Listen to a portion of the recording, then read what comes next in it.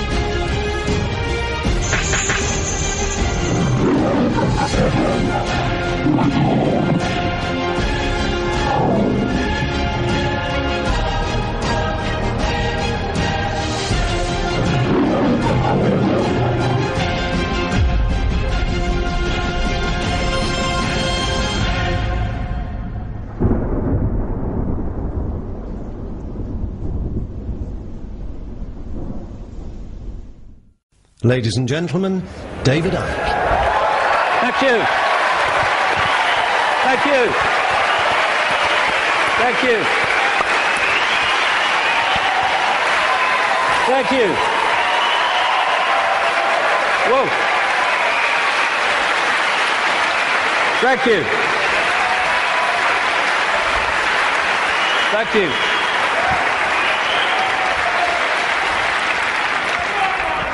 Good turnout then. Crikey. I remember talking to people in telephone boxes once and having room to walk around all those years ago, but amazing things have happened since. My thanks first of all to the extraordinary Linda for putting this event on, and Sean and all the team.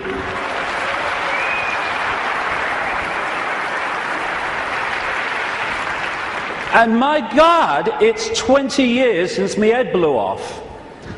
20 years on, I hope I've contributed one thing, and that is to let people realize that if you believe in something, if you keep putting one foot in front of the other and don't get caught in defending yourself or feeling sorry for yourself or falling for the fear that what other people think of you because you're saying something that's different, then if you keep putting that one foot in front of the other, you get somewhere.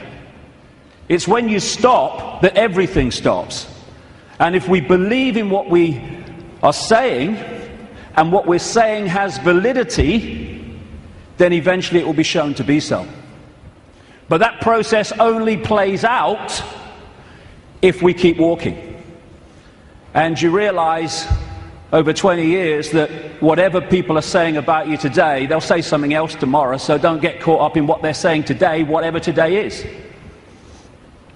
Because the fear of what other people think is the state of perception that stops people making a difference. Because you can only make a difference in a world of uniformity if you operate outside that uniformity, and that's always going to get you laughter, it's always going to get you ridicule and condemnation. And we either want to make a difference and we take that on and say whatever, or we don't, in which case nothing changes. And when I look back at this last 20 years, I can see very clearly in my life what happens to all of us. You come into the world, and then you go through a series of experiences, and they seem to be random. They don't seem to be connected. Well, this is happening now, and that's happening then, and this is happening today. But when you look back, you see how it's been a journey of connected, often fantastically synchronistic experiences that are leading us in a certain direction. If we choose to go. If we don't choose to go, then we just run on the spot, which is where most of humanity is because of the way the system is structured. So when I look at the different aspects of my life, I see the chain of events that's led to now. I mean, this was me when I came into the world. I was bloody happy to be here, I was. Mum, Earth's a shitty place, I want to go home. And I felt like that as a kid, to be honest. But then my life unfolded, and I became a professional footballer. Have you seen them teeth? When I saw that bloody picture, I've seen them teeth. Last time I saw a set of teeth like that, it was winning the Grand National.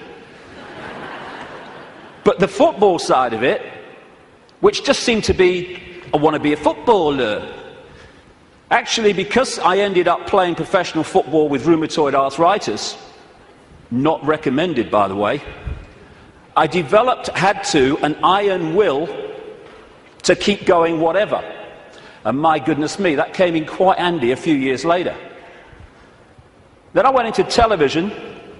What a bloody poser, look at him. I don't know, you should curl my hair then, you know.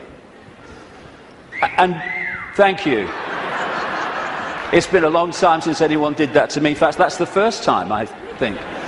And what that did was show me the inside of the media, shite, and also gave me a public profile which was going to lead to something later that wouldn't be ignored, although at the time I wish it was being ignored.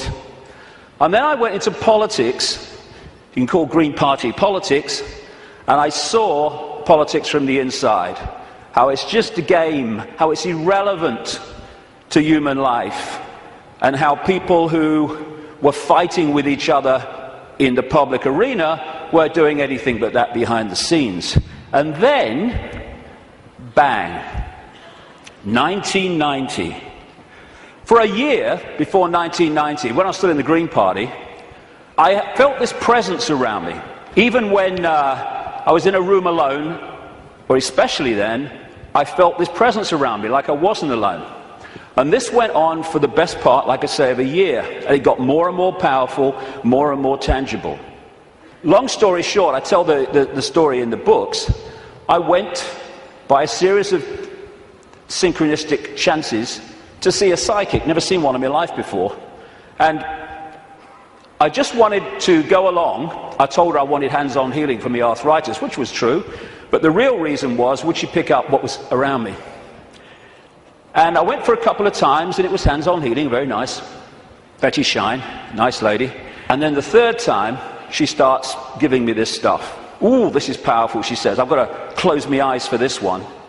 And in 1990, out came all this stuff. I'm presenting the snooker at the time. You know, I'm with the BBC still, and out came all this stuff. I was going to go out on a world stage. I was going to reveal great secrets. And basically, there was a shadow across the world that had to be lifted. There was a story that had to be told. And I was going to tell it. Which, when I'm sitting with my bum on that little bench next to her, in her healing room, sounded complete bloody craziness. But it's unfolded. And it's unfolded very quickly after that, where my life started to change.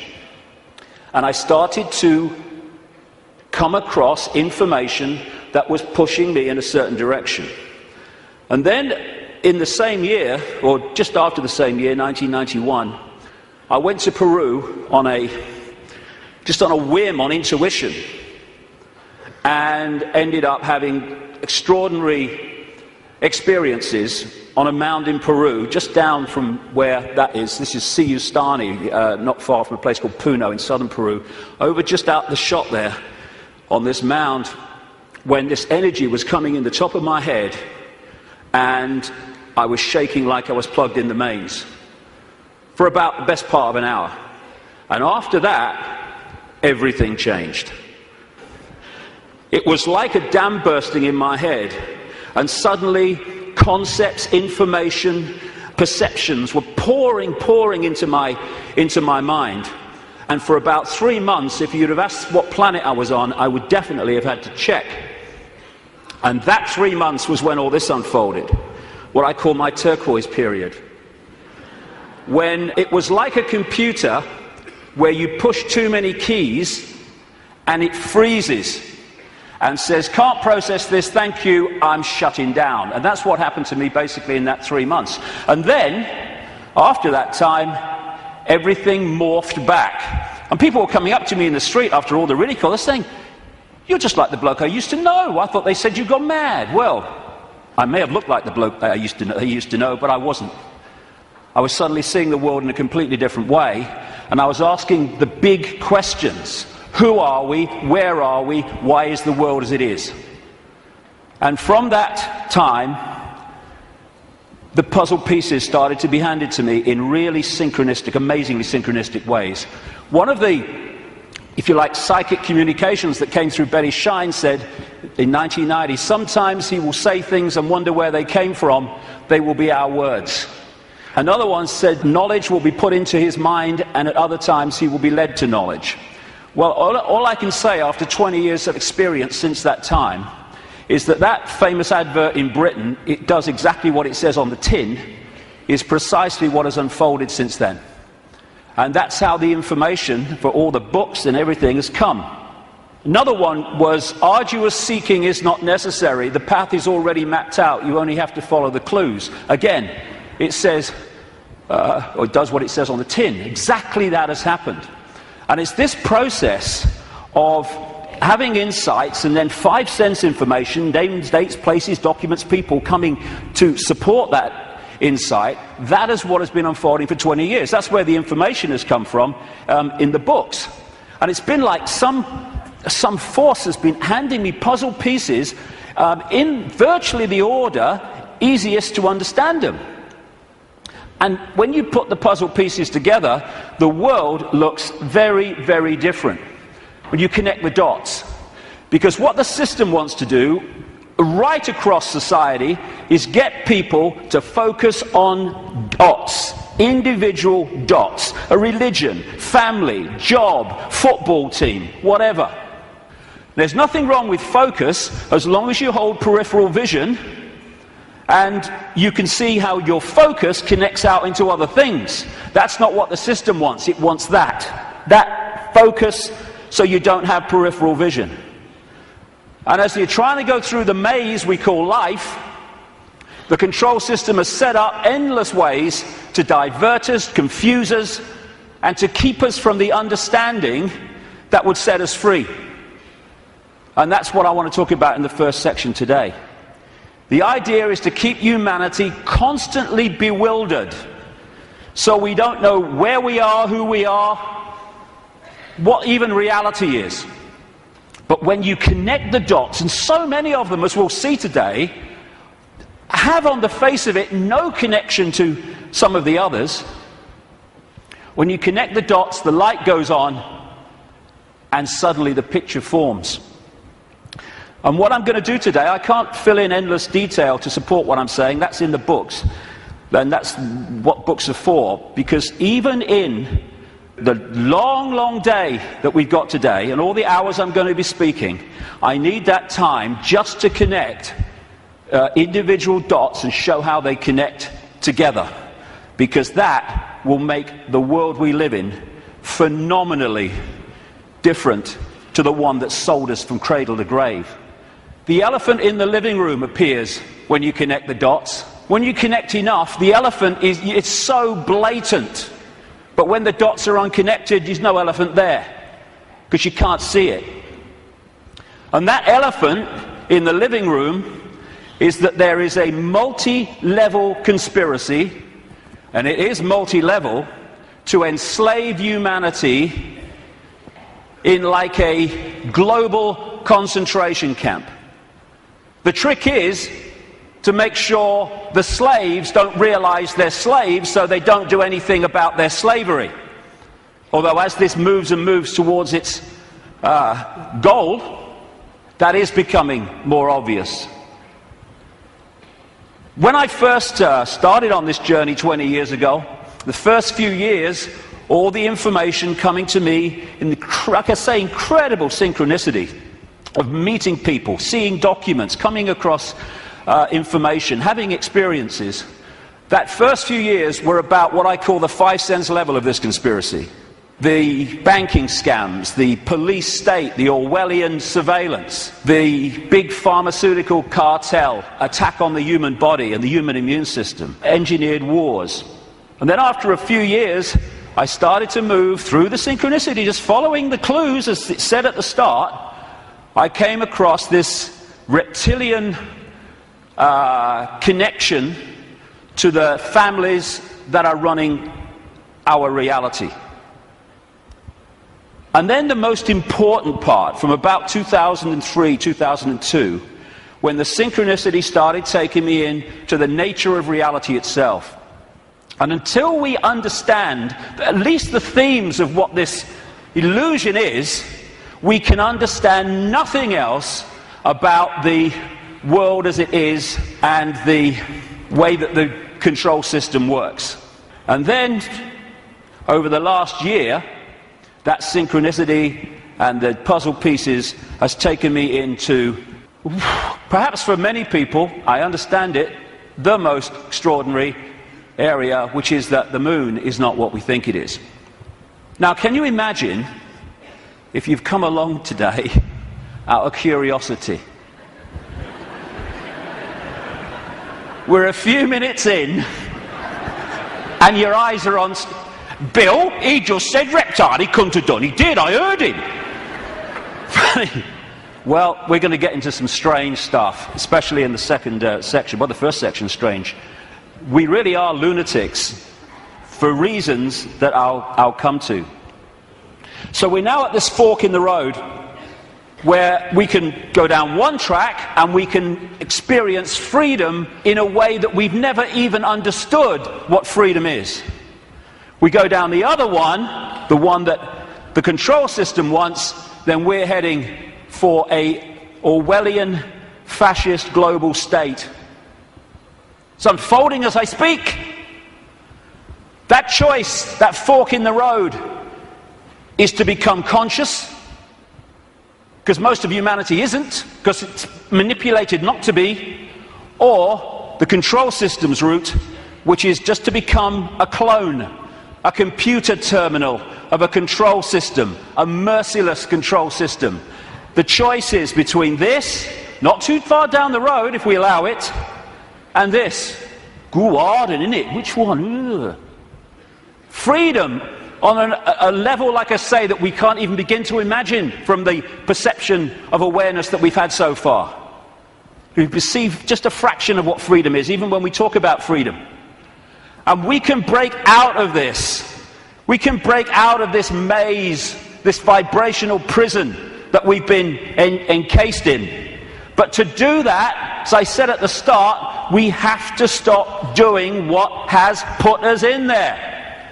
And that is conforming to the world that we are told the world is. Stop being in the herd. Stop being in the box, because there is another way. And if we don't take another way, I'm not saying the other way, we live in all possibility, but if we don't take another way from the way we've taken this far, how can anything change? It can't. If you always do what you've always done, you'll always get what you've always got. Real simple. And we don't have to all be the same. You can look the other way.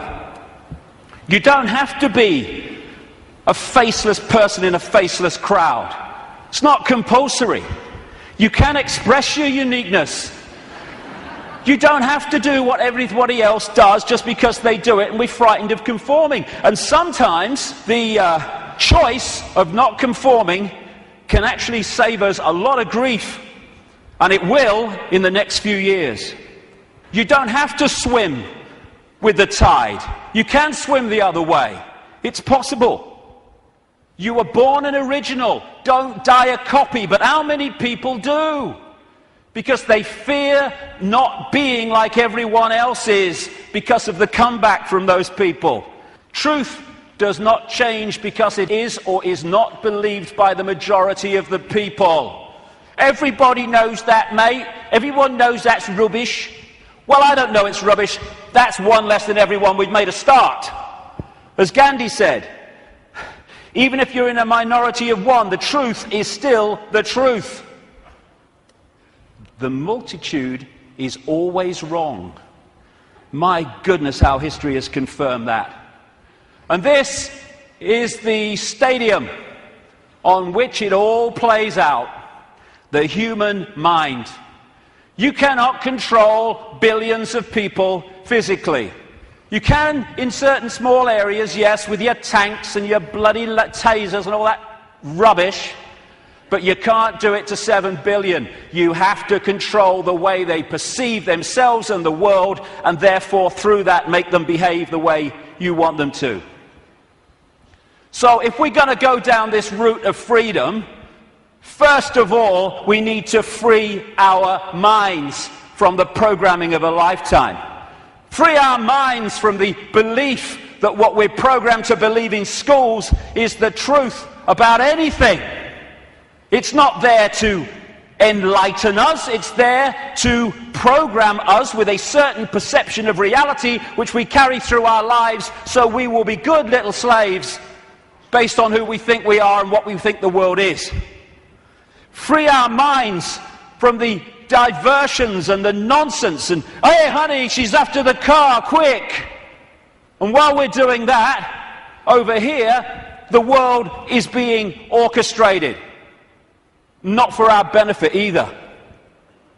Free our minds from the belief that the mainstream media is interested in telling the people the truth of what's going on in the world. It's there to do the opposite. It's to tell us the version of reality the control system wants us to believe, so we will respond and react in the right way. Free our minds from the fake change people. I mean, crikey, is there a politician that's actually campaigning anymore, that's not saying they stand for change? Change? Yes, I tell you what the change is. It's one guy claiming to be change, controlled by the same force that controlled the previous guy. Free our minds from the fake, fraudulent, false flag terrorist events created by the same control system that then tells you how the world must change to save us from the terrorism that they had covertly created. Free our minds from the front men for this control system, who are put up to frighten us into accepting changes in society, surveillance and control to save us from people who are front men for the very system that says, let me save you from him. Free our minds from the bullshit nonsense about human-caused global warming, which is nothing more than a way of introducing and justifying more and more controls and massive, massive increases in taxation, making fortunes for people like him. Free our minds from the idea that Big Pharma, the pharmaceutical industry, is in any way interested in human health. It's not about human health, it's about Big Pharma wealth and more. Free our minds from the four-letter word that controls the world, fear, that traps us in these vibrational boxes called fear. And free our minds, more than anything else, from the idea that we are Charlie Jones or Ethel Smith. We're just Joe Public. We've got no power. The choice is to become conscious, to realize that Ethel Smith is an experience, not who we are, and choose not to be what the control system is fast trying to create. Since I started writing about this, in some detail 15, 16, 17 years ago about the control system. It's gone from it's coming to daily experience. I think this is a symbolic picture myself. That plaque says, George Orwell lived here.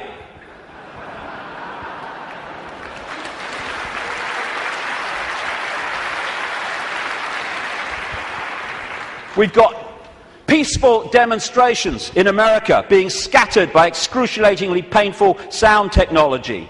The microchip agenda's moving on. The sky's full of chemtrails and all the stuff that's in them. The food we are given to eat, if we choose to eat it, is full of chemical cocktails that are destabilizing our ability to think straight and be emotionally stable. And they're targeting the children more than anyone because they're the ones that are supposed to live most of their lives in this control system. They bloody won't, as I'll get to later, but they're trying. And yet so many people are still saying, well, it looks all right to me. Looks all right to me. To have your head in the sand, you have to be on your knees. The two go together. Ain't it great? Ain't it great to be free? So the idea is to enslave us while people think they're free. And this is a real important area that keeps us from focusing on this and acting on this. Wishful thinking. Wishful thinking that says, well, I don't want it to be true, so I'm going to kid myself it's not. And if I can do that, then I don't have to do anything. Here's an example of wishful thinking I came across. Wishful thinking that this threat will make any difference to their husband's drinking. That's wishful thinking. When I first saw that, I immediately ordered a large one, personally. But that's wishful thinking. I wish it were different. I wish things were different. Well, we all do, but they're not. They are as they are, and I find myself saying this all the time now. It is what it is. And if you accept what it is, you can change what it is. If you're in denial of it, you're not going to change it because you're kidding yourself it doesn't exist. This control system is coming in. It's coming in fast at the moment. And we have to get it from talking about it to doing something about it. And it's crept up on us step by step. While we're watching the game shows and celebrity world and sport and stuff. Nothing wrong with any of those things. But if you're there and you've not got the peripheral vision, they will keep you from seeing what's going on. And now the future is here. It's not sometime never. The future is here. And we've got to go from that to that pretty damn quick. And we can and we will. In many, many ways. As Martin Luther King said, the ultimate measure of a man is not where he stands in moments of comfort and convenience, but where he stands at times of challenge and controversy. And we are at a time of challenge and controversy, and we'll see what we're bloody made of, frankly. But the great news is, and I'm going to get into this big time in the last section, this is a time of fantastic awakening. Like I say, when I started on this journey consciously, anyway, 20 years ago, the number of people that were in any way interested in this information, whether it's the nature of reality or the control system and its agenda, was tiny, tiny, tiny. It was a lonely road. Not anymore. A phenomenal awakenings happening all over the world as people start to expand their minds and open their minds to another possibility, to another world, to another sense of self. And what comes with that awakening, indeed what triggers it in so many ways, is when we decide to ask the big questions. Because only then can we get the big answers. Like, who are we? Where are we? What is reality? And that's what I'm going to focus on in this first section, because unless we at least understand the themes of what reality is, we cannot possibly understand what's happening in the world and how the control system really works and how deep the rabbit hole goes. Establishment science, education, media, that's what it does. I mean, have you seen these politicians in Britain now? You've got Clegg in the Liberal Party, Liberal Democrats. You've got Cameron in the Conservatives, you're going to probably have one of the Miliband's, maybe David Miliband, leader of the other major party, and they're all standing on the same Stodin postage stamp, all three of them. Same background, same basic perception of the world and politics, and that's exactly the same with science, education and media. They all stand on this same postage stamp, and anyone wants to step off it and explore in other areas, stop him! Stop him! Ridicule, condemnation, stop his funding. And people say, well, if what you're saying is true, science would tell us. Yeah, okay. Like the media would tell us, right? Yeah, okay. What the control system doesn't want us to know is that this reality, in terms of its physicality, the one we think we're experiencing now, is an illusion. There is no physicality. There is no out there. Everything I'm looking at now out there is going on in here. I'll come to how that works. It is so simple. As the great American comedian Bill Hicks said, great man. All matter is merely energy condensed to a slow vibration. We're all one consciousness experiencing itself subjectively. There's no such thing as death. Life is only a dream, and we are the imagination of ourselves. And that's the control system's bottom line, manipulating our imagination of self. You can trick the brain into seeing things that aren't there. These are pictures of paintings, etc., on the flat surface, the flat road, the flat pavement. And yet you can trick the brain into reading them as three-dimensional. That's on a flat pavement. So's that. Is that a woman's face, or is it a flower and a butterfly? Very easy to trick the brain to decode reality in a certain way. For instance, is this a man and a hand, or is it a Mexican, a woman, a bush, and a dog? Depends how you decode it. And the control system, en masse, is manipulating 24/7 the way that we decode reality. So we decode it in line with what suits the control system. As Einstein said, reality is an illusion, albeit a persistent one. And the reason it's persistent is because we live in a virtual reality universe. A fantastically expanded, advanced version of a gigantic computer game. And the analogies go one after the other. Today, it's much easier to talk about reality because technology is starting to mirror the very reality that we're experiencing. It's getting closer and closer to real, and the projection is that not too long from now, they will have computer games which you could hardly tell the difference between that and this. We're having training simulations and flying simulations. They're in some hospitals using virtual reality images to show patients when their burns are being treated, and they show them pictures, very cold images, and the brain decodes that and cools the skin down. And when you look at these advanced virtual reality technologies, what are they doing? They're just hijacking the way the five senses work anyway. They're using the eyes, they're using through these gloves, the sense of touch and all the rest of it, and they are feeding information, digital information, to the brain and tricking it to believe that something's going on which is not. And that's how the control system works.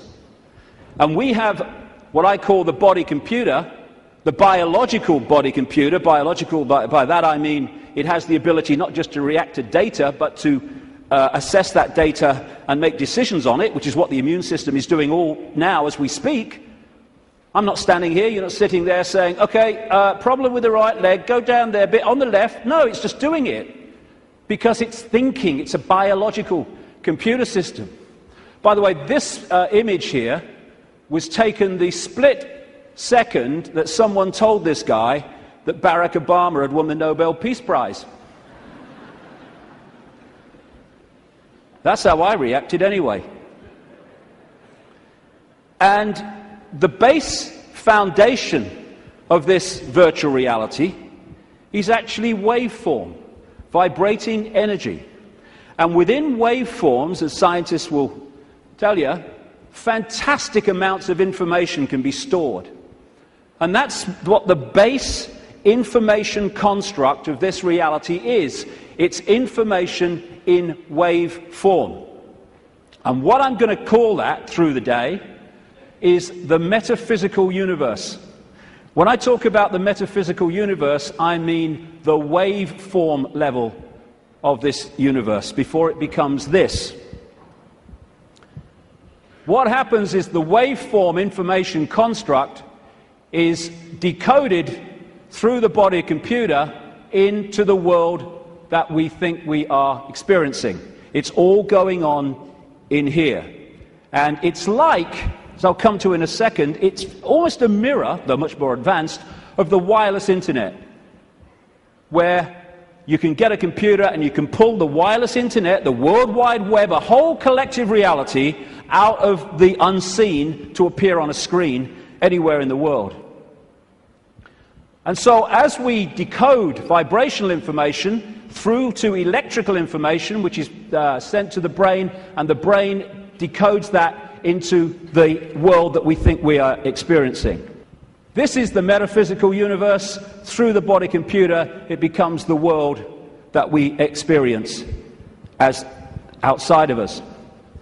The five senses, which of course, as I say, virtual reality computer games lock into, that's how they work, they change vibrational information into electrical information, which goes to the brain to be decoded into what is holographic information. I'll come to that. So this is absolutely right, this scene from The Matrix, where the Neo character says, this isn't real, and Morpheus says, what is real? How do you define real? If you're talking about what you can feel, what you can smell, taste, and see, then real is simply electrical signals interpreted by your brain. That's all it is. And imagine if you can manipulate the way the brain interprets reality, because you know how reality works and the population doesn't, because you bloody well keep it from them systematically. The five senses are a decoding system. The most obvious one, of course, is sound. That's a vibration, comes to the ear, message to the brain, brain hears the sound. There is no sound until we've decoded it as so. Sound is just a vibration until we've decoded it. Sound exists in here. Same with taste. Electrical signals to the brain decodes it. This is how you can, through stage hypnotists, etc., get someone to eat a potato but taste an apple. Because you implant the belief here that it's an apple, and so the electrical signal with the potato code goes there, and it doesn't read it like that, it reads it as an apple. Even on that basic level, think of the potential for manipulating the way we see reality individually and collectively. And different parts of the brain, like with smell, are specifically there in the body computer to decode those senses. Same with touch. Exactly the same. Even movement. There is no movement until we've decoded that movement. There are conditions of the brain, which some people have, where they don't decode movement. So often they don't even see it.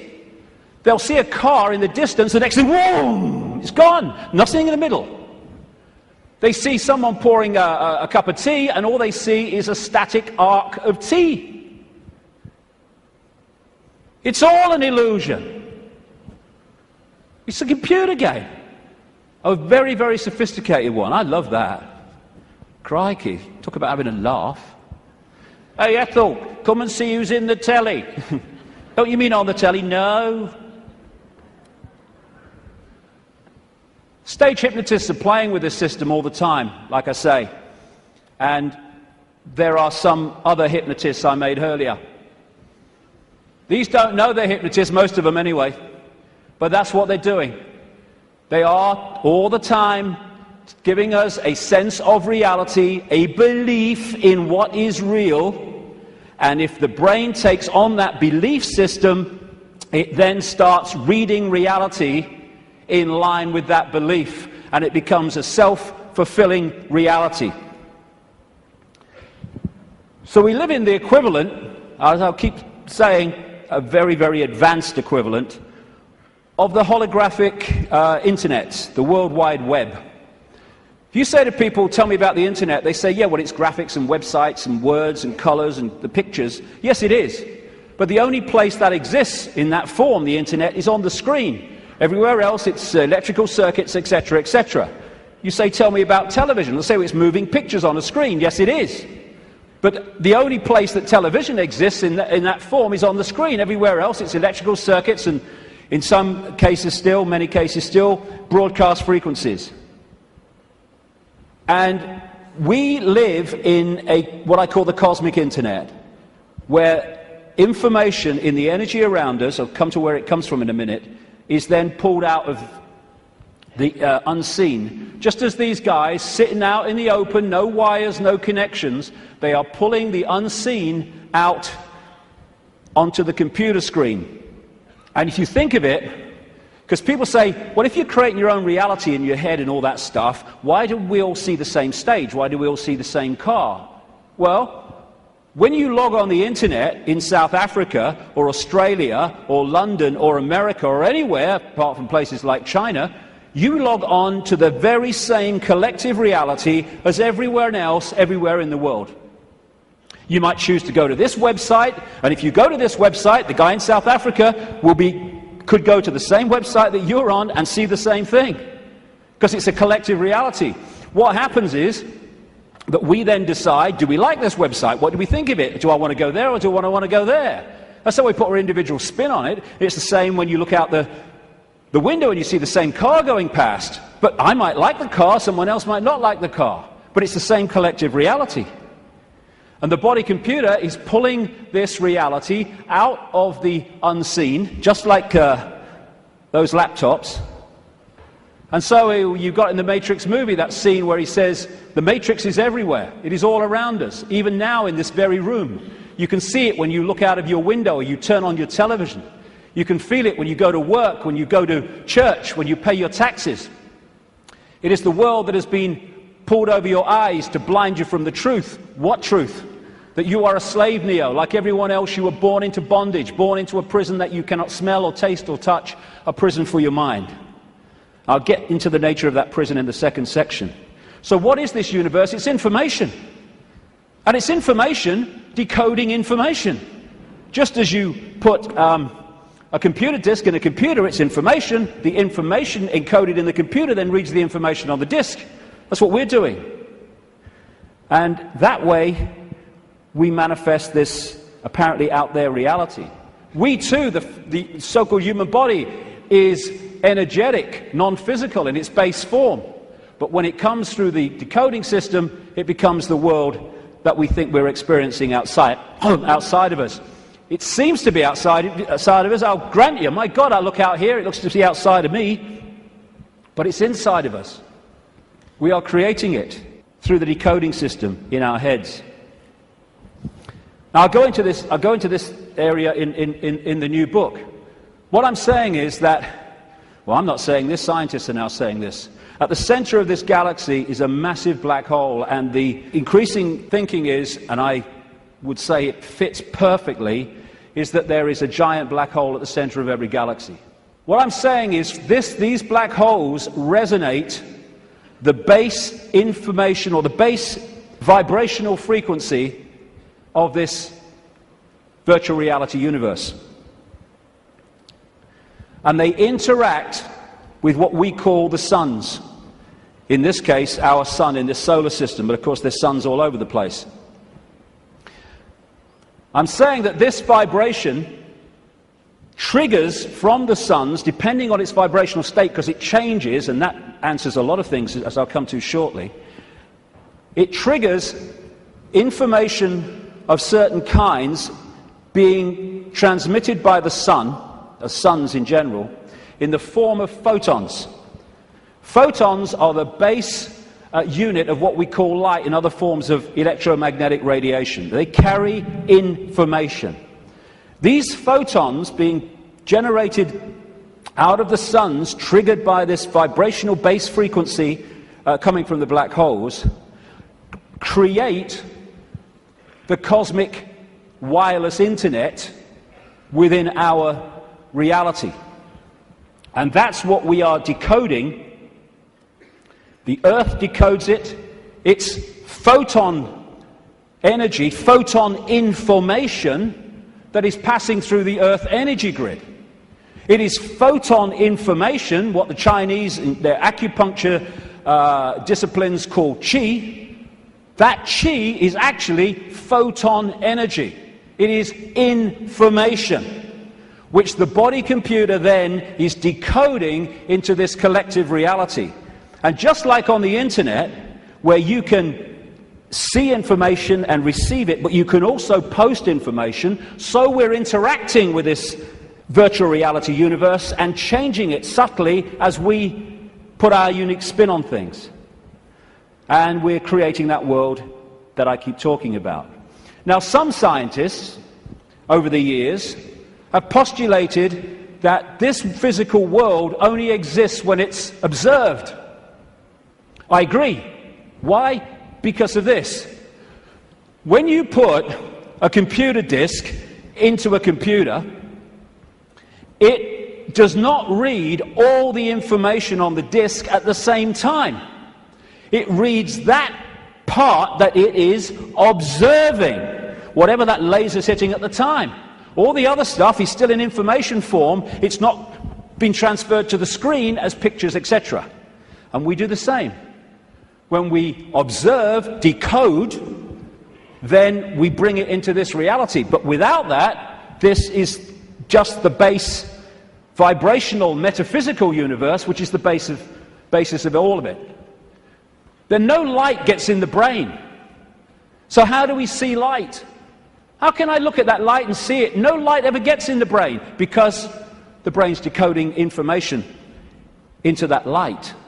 So when you see things like in the Matrix movies, those lines like, there is no spoon. It is not the spoon that bends, it is only yourself. Exactly. Because the only place the spoon exists in physical form is in here. And you bend it by bending the way you decode reality. Miracles are simply overcoming the programming of what's possible and not possible. You know, we of course programmed to believe that when you walk through fire, you get burned. And if you walk through fire or hot coals with that belief, that decoding state, you'll burn your bloody feet. But as so many people have shown, if you can go into another state of consciousness and override that, you can walk across hot coals and not feel a thing. Why? Because an illusion cannot burn an illusion unless you believe it can. There are no miracles. There's just understanding how to manifest all possibility. And that understanding comes from the fact that we acknowledge, we understand that we are consciousness. Disembodied, no form awareness, having an experience. Like a Central American shaman said, we are perceivers, we are awareness, we are not objects, we have no solidity. We, or rather our reason, forget this, and thus we entrap the totality of ourselves in a vicious circle from which we rarely emerge in our lifetime. And that vicious circle is what the control system wants to keep us in, because then we're controllable. If we understand who we really are, what we really are, it's impossible to control by a bunch of control freaks. The body is the way our awareness experiences this reality. If I want to interact with this reality, which is a frequency range, I have to have an outer shell, we all do, that vibrates within this frequency range, because our consciousness is vibrating much too quickly. It's like Radio 1 trying to make connection to Radio 2. They're on different wavelengths. It's never going to happen. So we take on this outer projection we call a body, and therefore I can pick this up and interact with this reality.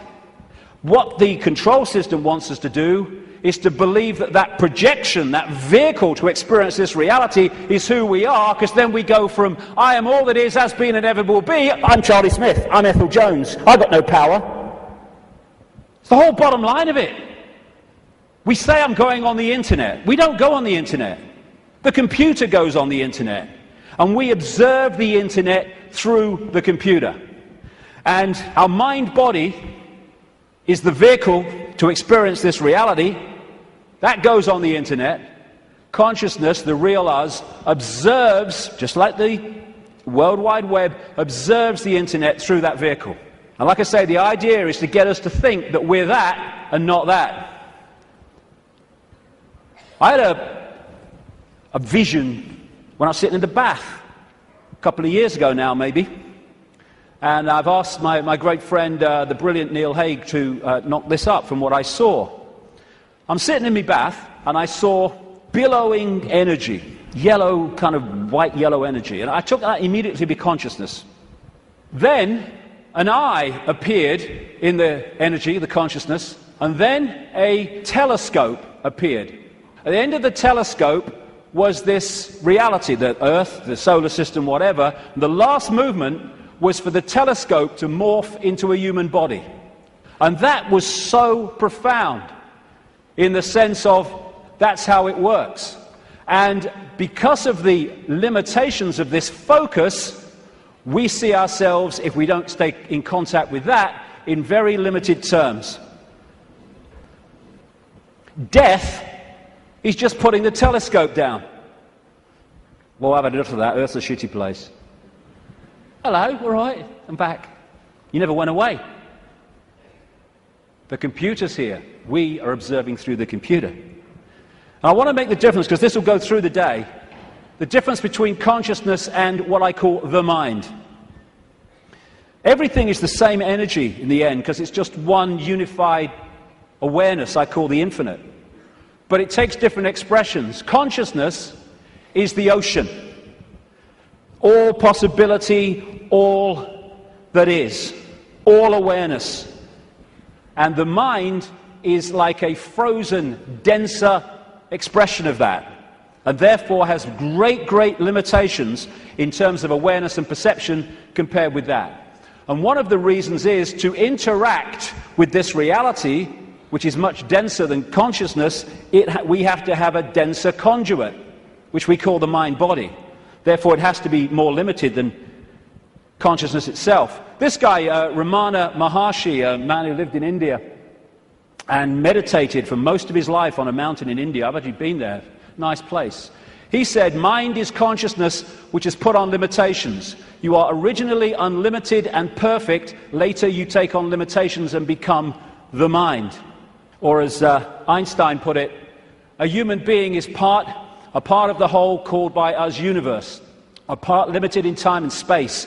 He experiences himself, his thoughts, his feeling, as something separated from the rest, a kind of optical delusion of his consciousness. And that optical delusion comes from looking through the lens, the telescope. And what it does, and I keep saying the control system is structured exactly to do this, it puts us in a false identity. One that doesn't think all possibility, it thinks limitation, I can't, that's not possible. And if you want to control people en masse, you want them in that mode. I'm not David Icke. David Icke's my experience. It's a name for the experience I'm having at the moment. I am all consciousness, all awareness, all that is, has been, and ever will be, and so is everyone else in this room, everyone else in all the realities of this infinite world that we live in. We are all possibility, and that's our base state. I don't care who you are, what you've done in your life, what regrets you have, how successful you've been, your base state is all possibility. And I've only taken psychoactive drugs once, well, 1.5 times. The main one was in Peru when I took something called ayahuasca in 2003. And for 5 hours, I had this voice, as loud as mine is now, took a female form, talking to me about the illusory nature of reality. And when I came back out to Britain, it happened in the Brazilian rainforest, I started following up names, dates, places type information, what I was told. And it was extraordinarily accurate. It's amazing that mainstream science has sussed most of this, but doesn't realize it as, because all the disciplines don't talk to each other. When you connect the dots, you realize they've already established that this is an illusion. But that doesn't go down well, because it's too close to the truth. And how I experienced that state beyond this world, beyond vibration, was as stillness and silence. And that's what all possibility is, the stillness and the silence. There was a great line that voice said to me when it was explaining the nature of reality. It said, if it vibrates, it's illusion. If it vibrates, it's illusion, because our core level is stillness and silence. I experienced that.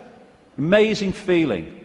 There are no negative emotions, there's no fear, there's no worry about not making the rent and all this stuff. They've all gone in that realm.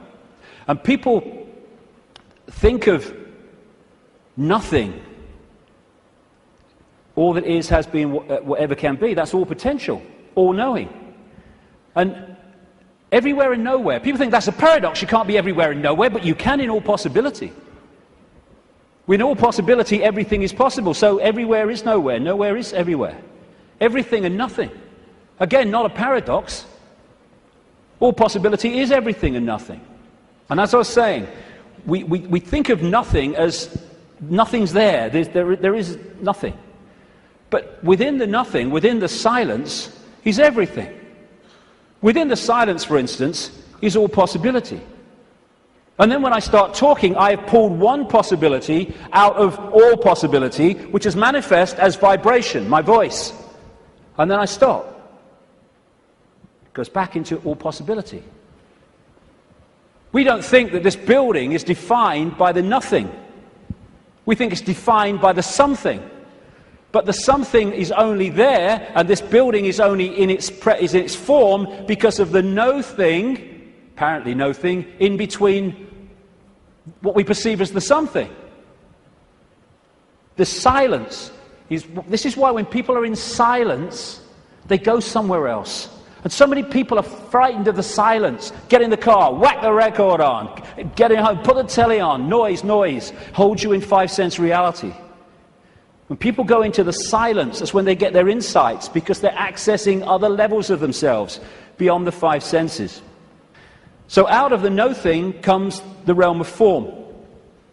This is something called cymatics. If you go on the internet, you can see it, videos of it, like YouTube.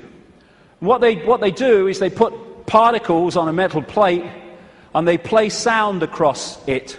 And it's incredible. It just forms into these amazing geometrical shapes just because of the sound. And when the sound stops, boom, it all goes back to all over the place. And then the sound changes and another form comes in. And these worlds of form, frequencies, vibrating frequencies, are created in this way, out of all possibility. And there are endless, infinite realms with different so-called laws of physics, different challenges, different experiences, all vibrating at different speeds and therefore able to share the same space.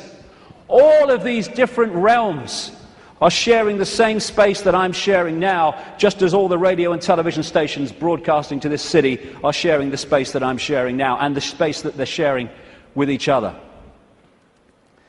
So we live in a frequency range, and that frequency range is dictated by the range of frequencies that our body computers can decode. And it is extraordinarily tiny. We're virtually blind in terms of what exists. The vast majority of this universe is what scientists call dark energy or dark matter. And they call it dark not because it's pitch black, but because we cannot decode it.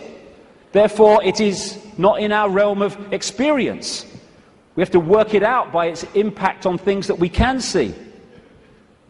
And the electromagnetic spectrum is 0.005% of what is projected to exist in this universe. And visible light, which is the only frequency range that we can decode, is a fraction of the 0.005%. So this is it. Visible light. This is our world. And we look out and we think we can see everything. But we can't. We can see what we can decode. And therefore, we operate within a dimension, we might call it, and it's penetrated by other dimensions, which allows those other dimensions to interact with ours, which I'm going to get to in the second section, because that is fundamental to the control system. What we're doing is we are putting our focus of attention into this reality through the body computer, and therefore this seems to be the only world that exists. But the space we're occupying is teeming with life of endless varieties. So if we come into this world of mind and we hold a connection to consciousness, we are in this world physically and we can experience this. We're going to go to the pub, yeah, let's have a beer with you, yeah. But we're not of this world in terms of the point of observation. We are in this world, but we're observing it from here. We can see things here that this can't see. And that's why the control system has to keep us here. And a structured society to make that happen. To keep us in bewilderment by being only able to decode and experience reality through the five senses. And once you are in the five senses, and you're not getting inspiration, insight, intuitive knowing from higher levels of your consciousness, where do you look to get a fix on who you are, where you are, and the world you're living in? There. And who controls that? The control system that controls the media, politics, education, science. The idea is isolate us in the five senses, isolate us in body-mind, and then program the body-mind to see the world that suits the control system. Time and space are just information within the metaphysical universe fabric, the vibrational fabric, which we then decode into what appears to be time and space. There is no time and space. When you put a disk in a computer, it's got information on it. You put it in the computer reads it. On the screen, you see time and space, or what appears to be time and space. But all it is information on the disk being read by the computer and being put on the screen. That's what we are doing all the time. Time's an illusion. And my goodness me, if we fall for that, then we totally get encompassed by time, that time exists. You can say it's 1 o'clock, I've got to meet someone at 1 o'clock, so you're there at the same time and synchronize that, but all along you know that it's just a construct. It's not part of you this time. Because no time is where consciousness operates. And if we operate completely connected to time, then by that very nature we're going to disconnect from consciousness, which is on another level of perception. Our time is just crazy. You cross an invisible line in the ocean, you go into tomorrow, you go the other way, you go into yesterday. There is only the now. That's all there is. People say, no, there's the past and there's the future. Well, okay. When you think of the future, where are you? You're in the now. When you think of the past, memories, where are you? You're in the now. These are constructs. These are perceptions. They're not real. Only thing that's real is now. Everything happens in the now. And the only moment we can change anything is in the now. And if we get pulled into the past, oh, regret, I wish I had, oh, that woman in 1953, ooh. Or we get pulled into the future, oh my God, what's going to happen? Oh, yeah, outcome, oh, what if? Then we're getting pulled out of the only time that exists, and therefore our power to change things, to impact on now, is diluted.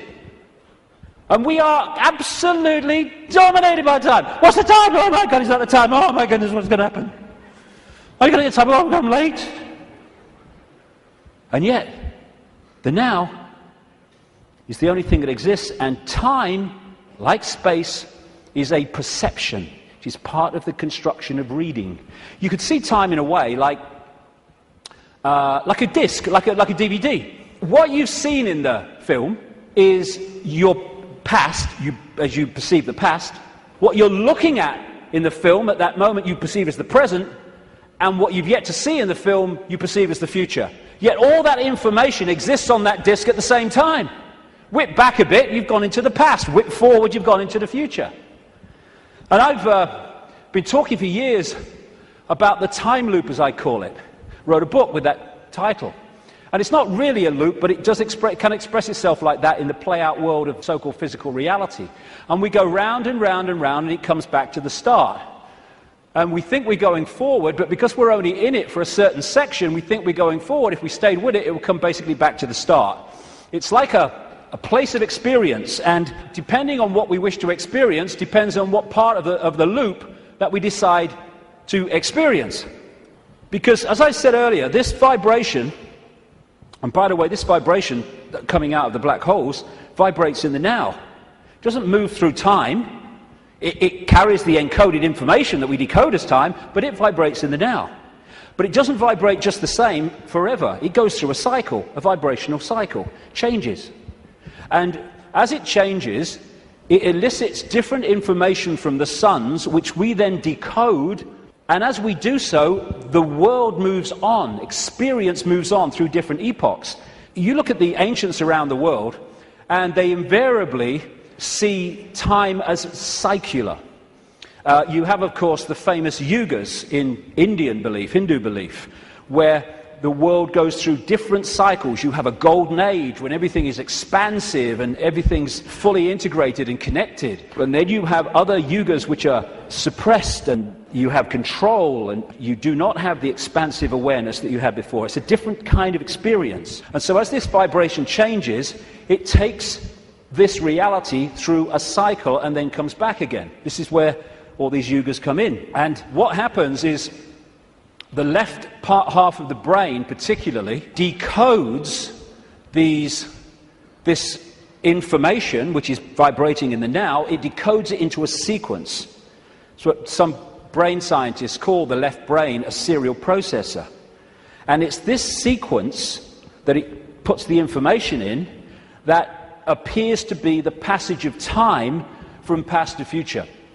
The quicker it decodes it, the quicker time seems to move, the slower it decodes it, the reverse. This is why, as Einstein said, if you're in the company of a beautiful woman, time can pass very quickly, but if you're in a dentist chair, it can pass very slowly, because your brain is decoding reality in a different way, putting it into a sequence in a different way.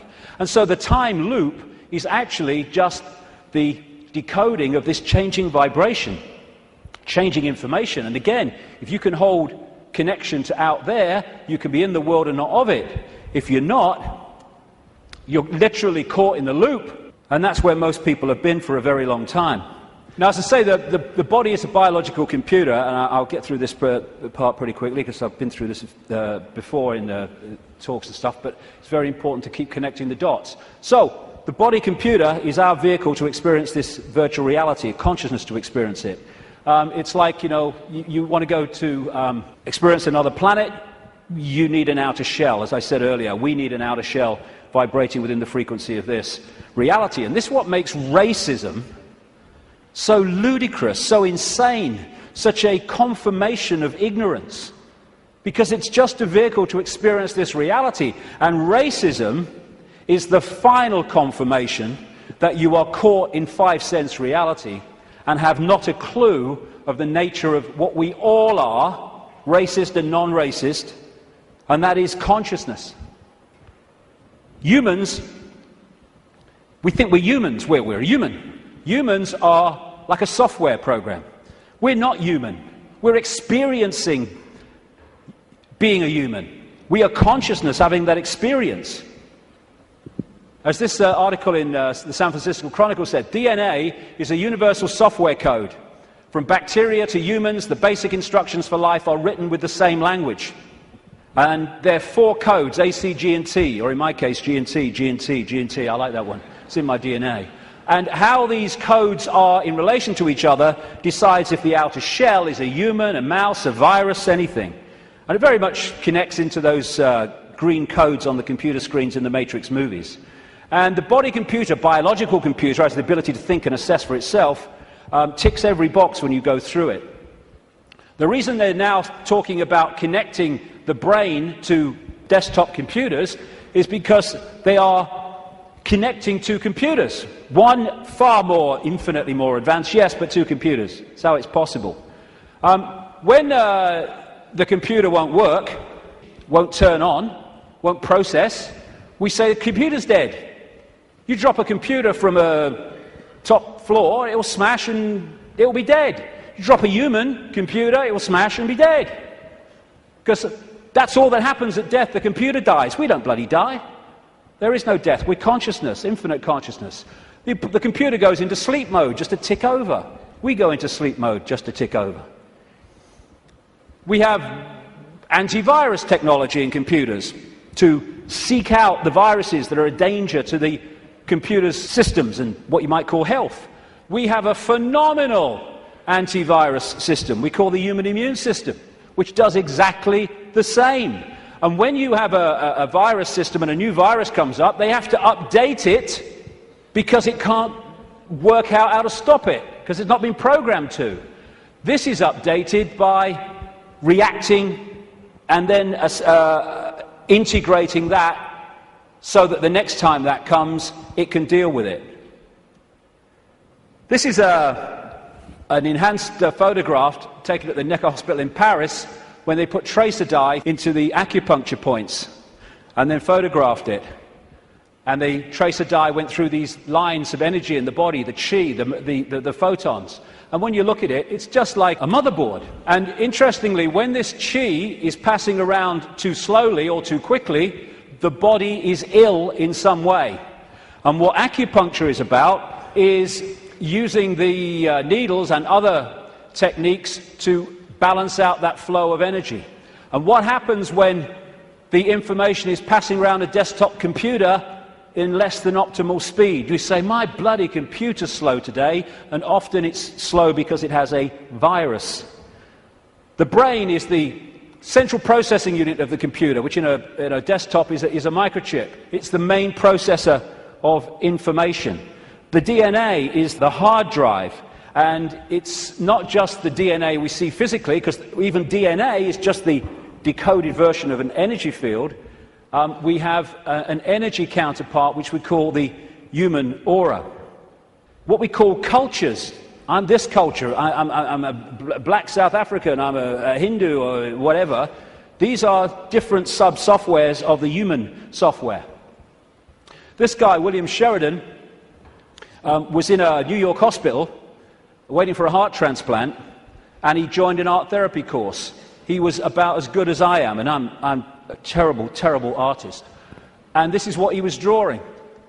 After his heart transplant, suddenly he went back on the art therapy course and started drawing much more sophisticated pictures. As a result of agreeing to promote organ donation, he managed to meet the donor's mother. He asked her the obvious question, did your son have an interest in art? And she said he wanted art materials rather than toys from the age of 18 months. He was crazy about art.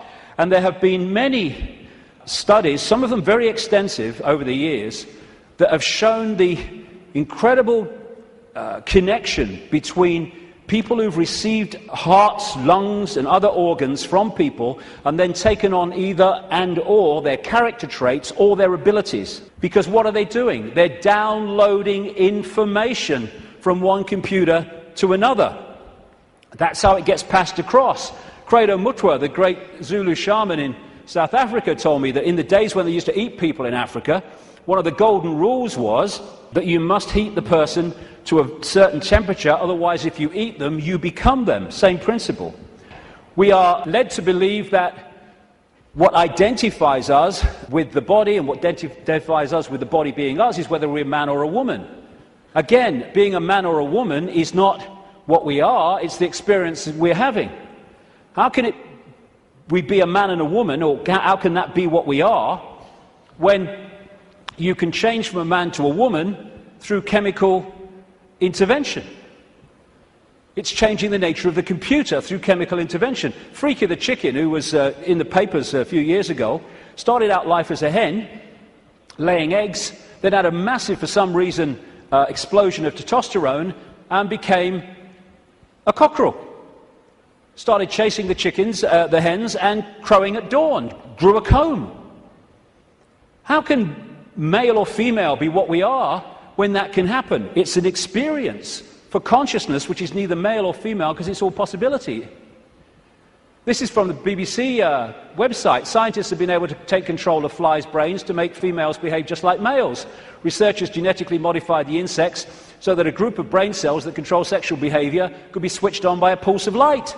The team was able to get female fruit flies to produce a courtship song behavior usually only seen in males.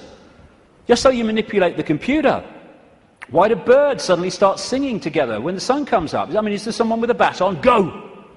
Why did Freaky the chicken start crowing at dawn when the testosterone came in? It's a program. It's the same with emotions, where we think the emotions of who we are. But you can fundamentally change your emotional state through drugs, through chemicals, through things like mercury. Mercury in fillings can change your personality. Can change your personality by drinking the shite in food and drink, these chemical cocktails. That's what's happening to so many kids. How can even emotions, as we know them, be what we are, when chemicals can change the emotions that we have? It's to do with the way we decode reality. And we are receiver-transmitters of information. Like we're taking from the worldwide cosmic web and we're adding to it. And how interesting and appropriate that one of the great ways or the great means of receiving and transmitting is through crystals, quartz crystals. And it turns out the human body is a gigantic liquid quartz crystal. The membrane of every cell, and we have trillions of them, is a quartz crystal, a liquid crystal. The Earth is a gigantic crystal. Every grain of sand, for goodness sake, is a crystal. And the Earth, too, is receiving and transmitting information within this cosmic web. DNA is a receiver-transmitter of information, and it's made that way. This is an article on DNA. From the characteristic form of this giant molecule, a wound double helix, the DNA represents an ideal electromagnetic antenna. On one hand, it is elongated and thus a blade which can take up very well electrical pulses. On the other hand, seen from above, it has the form of a ring and thus is a very magnetical antenna. We are receiving and transmitting all the time through what we think is the body computer. And the energetic auric field connects into us through what we call chakra points, from a word, Sanskrit word meaning wheels of light. And these connect into what we call the physical body through the endocrine system of glands, two of which include the pituitary and the pineal gland, which together make up what we call the third eye. The ability to get out there through the sixth sense. It's like that Muse song says, if we could flick a switch and open your third eye, we would know that they'd never be afraid to die. Words to that effect. Exactly, because we'd be out there. Now, anything that can shut these down holds us in five-sense reality and stops us from breaking out into the greater self. That's where they want us, and that's where they've got so many people, the vast majority, in that state, in a false identity. The world looks so solid, I grant you, but it can't be. It can't be, even though it seems to be. And if you bang your head on the wall, again, like walking through the fire, believing you're going to get burned, bang, you'll bang your head. But it can't be, because the world is made up of atoms, and as quantum physicists have shown, atoms have no solidity. How can something which is basically empty space make up a solid world? It can't. The reason it appears to is because the information in the waveform metaphysical universe is decoded through into apparent solidity. Again, it's just the way we decode reality that gives it form. We take information from a disk, we put it on the screen, it seems to have time-space solidity. But it doesn't. It's just information being read, and that's exactly what's happening to us. The reason it appears solid and it appears three-dimensional is because we live in a holographic world. We see holograms, you can buy them in the shops, where they appear to be three-dimensional, but actually they're not. It's just the illusion of the way they're made. And how they make them is they have a laser, part of it goes across the object they want to photograph, another part goes directly onto a photographic plate, and then the part that's passed across the object goes onto that plate, and they collide. Those two parts of the laser collide, and they create, here we go, a waveform. We call it in holographics an interference pattern. It's like dropping two pebbles in a pond, and then the waves they create collide, and that is a waveform representation of where those pebbles fell, how heavy they were, how high they fell from, etc., how big they were, etc. And this is what the waveform, again, looks like on a holographic print. It's information. It seems to be nothing. It looks like a fingerprint, appropriately, actually. But what is it? But you fire a laser at that, and suddenly a three-dimensional, and the best of them, a very solid-looking image comes up. This is how we create our reality. It's holographic. This guy is in an Australian city, I think it was Melbourne, but he was projected as a hologram onto a stage in Adelaide. This is one that CNN did. So we are creating a holographic version of this information, just like a hologram does, in our heads. That's where it comes from. It's this construct. And how funny, I've been saying this for years, and then I come across this very, very mainstream New Scientist magazine in January now 2009, and its front page, "You are a hologram projected from the edge of the universe." You don't need to go through great swathes of academia. In fact, it's often the worst thing that can happen, because it puts you in the box on the postage stamp, often, to understand reality. You just have to access that which is all around us, containing that knowledge. And then you have the question, how can something be a waveform and a particle at the same time, which is what quantum physics has found and gone, what? How can that be? Very simple. When you're creating a hologram, the waveform doesn't disappear when the hologram projects itself. They both exist at the same time, the information construct and the decoded holographic form. The particle and the waveform exist at the same time. It's so bloody simple. People think it's so complex. One of the great things about a hologram is that every part of the hologram is a smaller version of the whole. So if you cut a holographic print into four and put a laser onto the four pieces, you don't get a quarter-size version of the whole picture, or a quarter-size part of the whole picture. You get a quarter-size version of the entire picture. And because of that, this is why these things happen. This is why reflexologists can find points on the hand and the feet and elsewhere that relate to different organs and parts of the body. This is how acupuncture can do it, and reflexology, with the points on the ear. Do something here, it affects the heart. Do something here, it affects the liver. Because it's a hologram, and it must be like that, because every part of the hologram is a smaller part of the whole. Holographic blood, this book by an American physician called Harvey Biggleton, I went to see.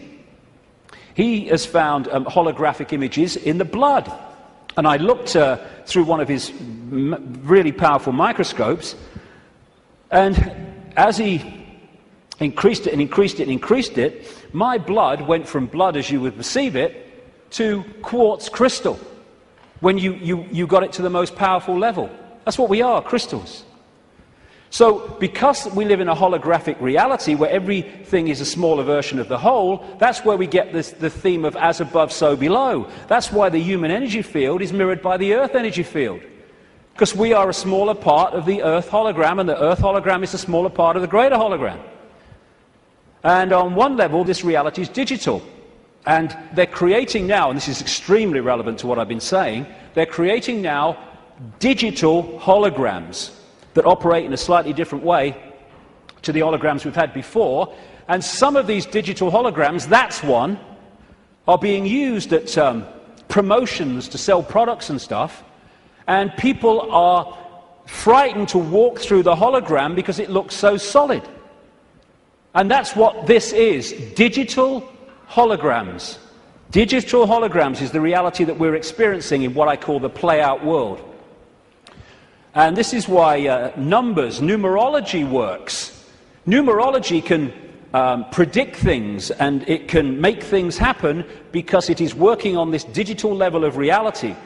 Computers work on binary systems of on-off electrical charges, just symbolized as 1 and 0. They're now starting to develop trinary computers with a third number. And the human brain works how? On binary and trinary on-off, etc. electrical charges. And of course the A, C, G and T codes of the DNA all connect into this. So while in the Matrix movies we saw the projection of beyond the physical world, it was a digital world, so is ours. That's exactly what it is. And like I say, scientists are not sussing any of this stuff in terms of the mainstream because they focus on their own discipline, their own individual dot, and they don't connect the dots, and therefore they can't see the picture. I watched a program the other day. It was a mainstream science program, and it asked the question for at least an hour. I think it was an hour. What's the biggest number? And they were going to these bloody numbers that went on and on and on and on, disappearing up there, trying to work it out. Well, I'll tell you the biggest number. That's the biggest number. Infinity. There is no biggest number. There is only all possibility. And numbers are the digital level of this reality. And because of that, numbers represent vibrational states. As a result of that, you can manipulate reality through numbers and numerology, because you're manipulating that level of the decoded construct. So what does all this mean? We live a false identity. We think we're humans when we're consciousness. We're multi-leveled awareness, not just the body, consciousness. And some near-death experiences have experienced and then come back to tell the story of what they've experienced when they've been through. Sometimes they experience it as a tunnel and then come back when their body releases the consciousness for a short time. And this is one that encapsulates all of it. He said everything from the beginning, my birth, my ancestors, my children, my wife, everything comes together simultaneously. I saw everything about me and about everyone who was around me. I saw everything they were thinking now, what they thought then, what was happening before, what was happening now. There is no time, there is no sequence of events, no such thing as limitation of distance, of period, of time, of place. I could be anywhere I wanted to be simultaneously. This body computer is what gives us the delusion of all those things. And I'll just finish on this bit. Key to holding us in servitude is to keep us in the left hemisphere of the brain. We have two, the right brain, the left brain, and we have a bridge called the corpus callosum, which bridges the two and should pass information between the two.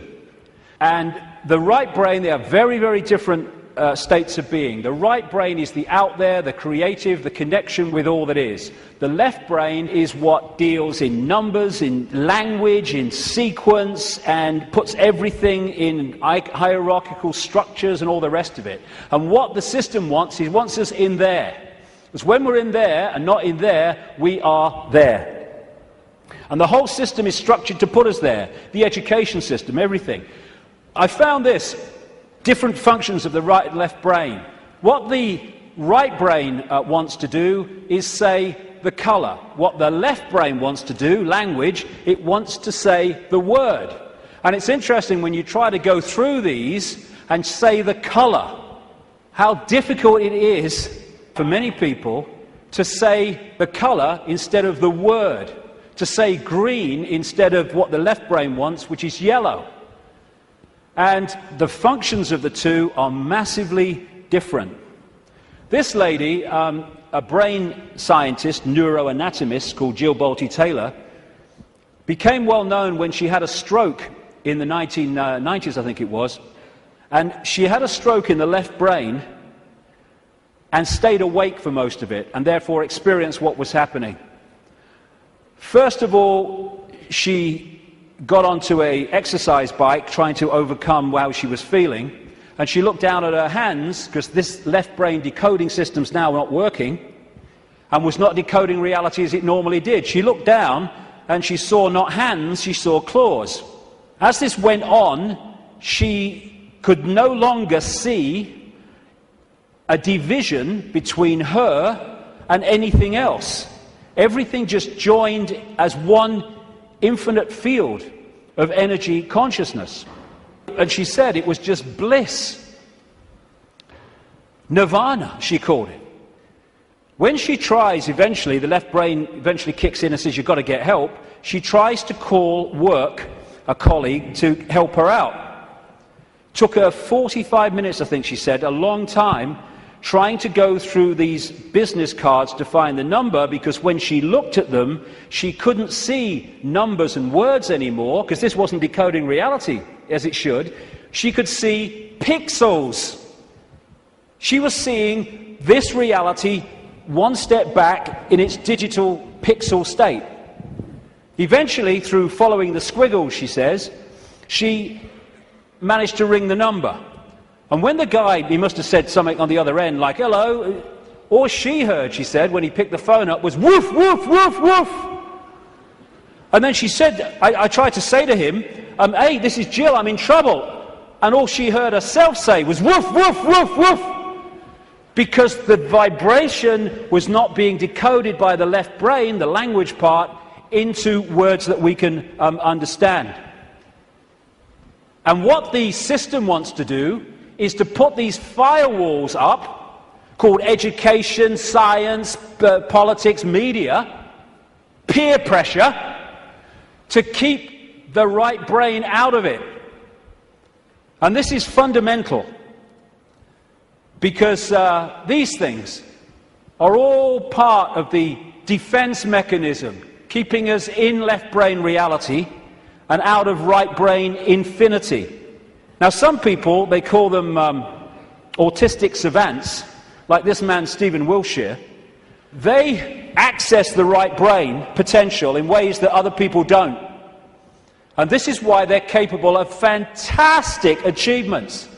This guy, Stephen Wiltshire, was taken up in a helicopter over London by the BBC for half an hour with nothing except his eyes, and then came down and drew London from the air with incredible accuracy. Why? Because he was accessing that infinite potential that left brain people, most of people in the world, don't. This guy, Daniel Tammet, another autistic savant, has again achieved incredible things, because he was challenged once to learn Icelandic in a week, and it's an incredibly difficult language to learn. I mean, none of the media were using on their news reading, were using the real name of that volcano in Iceland, were they? Because they could bloody pronounce it. This guy went back on television a week later speaking Icelandic. And his Icelandic teacher said, he's not human. Yes, he is! It's the human that we once were and will be again. When this suppression of our potential and our infinite possibility is brought to an end, and this shite stops.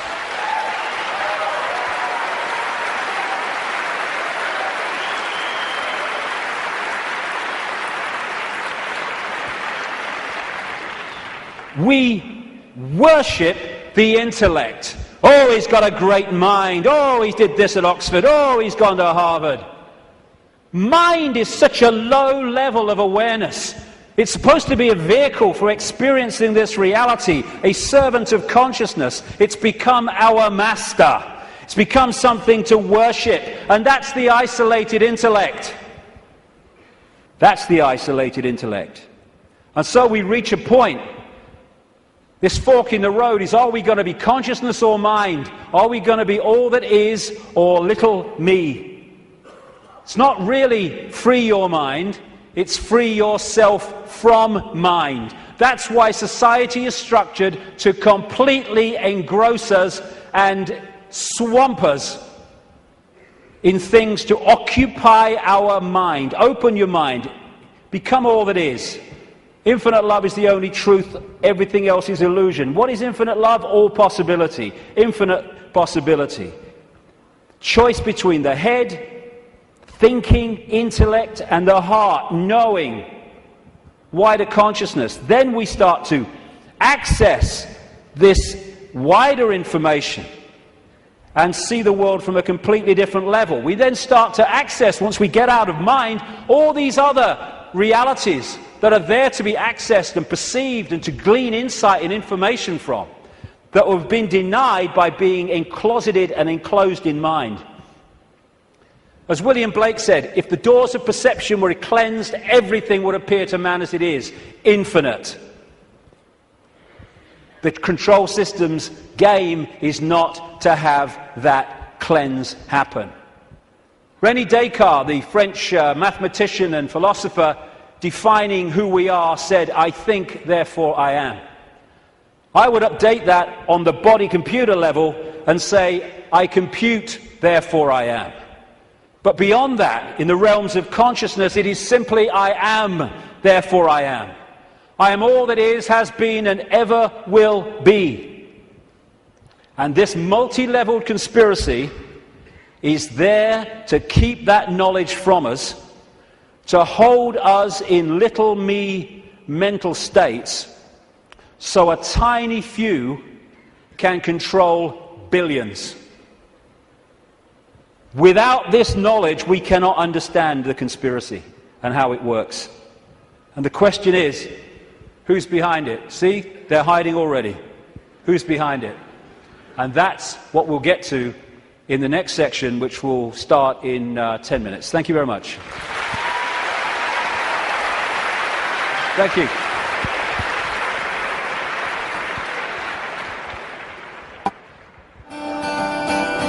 Love will set you free. Love will set us free. Love will set you free. 'Cause it can't manipulate peace and harmony. It's a spiritual revolution. It's a spiritual revolution. It's a spiritual revolution. It's a spiritual revolution.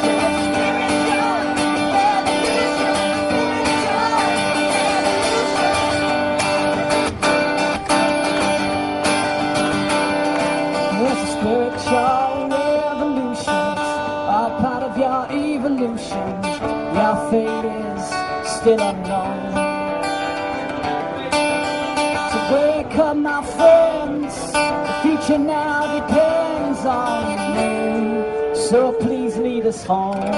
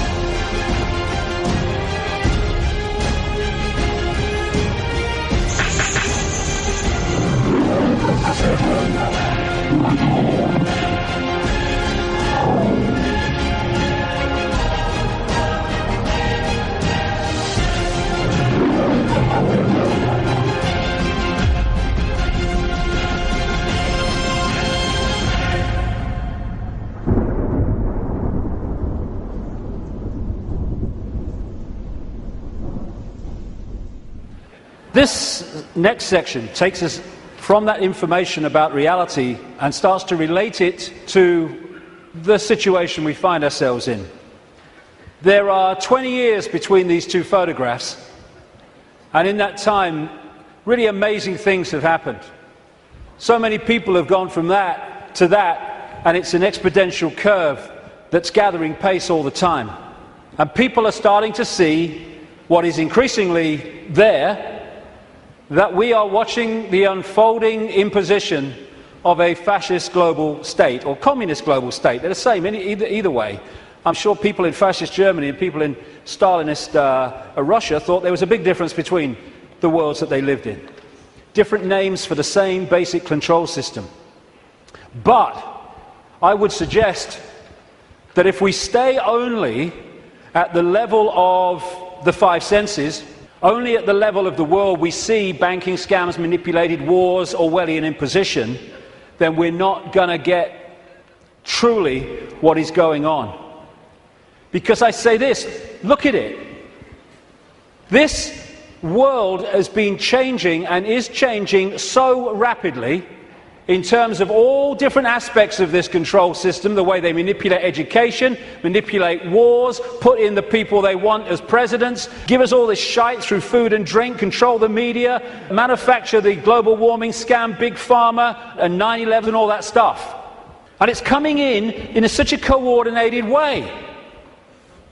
So if we are going to think that this situation that we're seeing unfold goes back to a few men and women in dark suits or whatever sitting round a table saying what's our next move, we are clearly massively missing the point. And the vast majority of people who over the last few years have started investigating this, they will not go any further. They will not go any further because A, their belief systems won't let them, often their religious belief system, but also they are fearing what other people will think about them if they go into some of these areas I'm going to go into now. What people make of it is up to them. My right to say it is up to me. So yes, it's not just people sitting around a table somewhere in the world discussing the next move. There's the level where we see this unfolding in the news and what have you. Then there's this other dimensional, non-human level to look at, as I will in this section. Then there's the level of the nature of reality, which I've introduced already. And then there's this whole stuff about the moon, which I'll get into in this section too. And the rabbit hole doesn't end there. It goes deeper and deeper and deeper. And the deeper you go into the rabbit hole, the more we understand what the game is, the more we can change the game. And it's all about the control and programming of perception. That's the only way the few, and it is a few compared with the global population, that the billions can be controlled. Manipulating how we interact with reality, keeping from us that we are consciousness, putting us in these bubbles of our sense of limitation and I can't, manipulating the way we decode reality, and therefore making us see the world as the control system wants us to see it. That's the basis of all of it going through the day, because that's the basis of all of it going through the whole conspiracy. So yes, of course, on one level it does manifest as dark suits sitting around a table discussing the next move. But that's still the play-out world of this conspiracy. It's not its origin. It goes beyond them into the advisors in the shadows, the Mandelsons in this country. Peter Mandelson, if he's not manipulating, he gets withdrawal symptoms, that man. And into the Rahm Emanuels, ditto, in America, the controller, handler of Barack Obama. It goes into deeper levels, beyond them, deep in the hidden secret society network. And eventually, it goes out of this dimension. And that's where this whole thing is really coming from. Beyond the frequency range of visible light. And it involves non-human entities. Some of them people call the greys. The main ones, I would say, and have been saying for a long, long time, take a reptilian form. They operate outside. They can come into visible light, but in terms of the reptilian part of this, they can't stay here for that long. So people say, why don't they just come and take over? Because they can't, or they would. They can come for so long, but their vibrational difference, incompatibility, means they have to leave. They can't stay for long, although there are technological ways they can stay for longer. And they operate outside visible light, and they manipulate this reality through bloodlines, interbreeding bloodlines, that I'll come to. And we call them the Illuminati families. So, we operate with invisible light, but outside of that, sharing the same space, is infinite other worlds and realities. And if a so-called UFO comes into this reality, because it's coming into visible light from where we cannot decode, it just seems to appear out of flipping nowhere. Because what it's done, it hasn't actually come in, it's just changed its vibrational state to resonate with invisible light, and it's like, It came out of nowhere. And then how often do you see it? Honestly, mate, there was this bloody UFO and it disappeared just in front of my eyes. What are you on, mate? You on the pop or what? What it's done is increased its vibrational resonance to go beyond on visible light. Therefore, to the observer, it disappears. It hasn't disappeared at all. It's left visible light. And this range of frequency we call our world is being manipulated from vibrational frequencies beyond it. And Satanism is a network within visible light that interacts with these reptilian entities in various ways I'll get to before the end of the day. Places or areas of the heavens that come up, Orion comes up again and again in relation to these reptilians. And in terms of non-human visitations, so does the Pleiades, so does, in terms of the reptilians, this area of the heavens they call the Draco constellation, which appropriately, coming through the word derivations, brings us draconian. And of course, draconian laws are the Orwellian laws coming in. Very, very appropriate. Sirius is involved as well. So, won't be able to get into this today. There's a lot more to know anyway, but so is what happened to Mars, is all involved in this story, how it became the devastated place it was, but it is, but wasn't before. And when I talk about these areas of the heavens, I'm not necessarily talking about those places with invisible light. Because just as we are multidimensional, so planets and stars, etc., are multidimensional. And just as a planet might be devastated within visible light, it's not necessarily devastated on other vibrational frequency levels of itself. Because the Earth, too, operates in visible light, but also multi-levels, like everything else. Another major part of this story is that when these reptilian entities started intervening, they manipulated human genetics through interbreeding. Not necessarily physical interbreeding, interbreeding through technological methods, and also changing human form by changing the messages, the information, I'll come to this before we finish this section, that the DNA is picking up. And through that, you can change a form by changing the information the DNA is picking up. And it's no accident that humans have massive, fundamental reptilian genetics.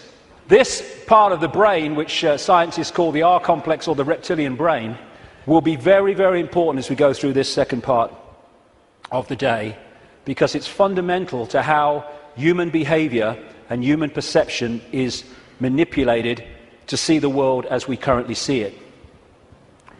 This interbreeding is talked about and recorded all across the world in the ancient accounts. Of course, I guess because it's the Bible, the best known is this section from Genesis. There were giants in the earth in those days, and also after that, when the sons of God came unto the daughters of men, and they bare children to them. The same became mighty men, which were the old men of renown. But that's just the biblical version. Got a frog in my throat, the reptilian going. All across the ancient world, you see similar stories and accounts of this interbreeding. Something else goes parallel with the reptilian story.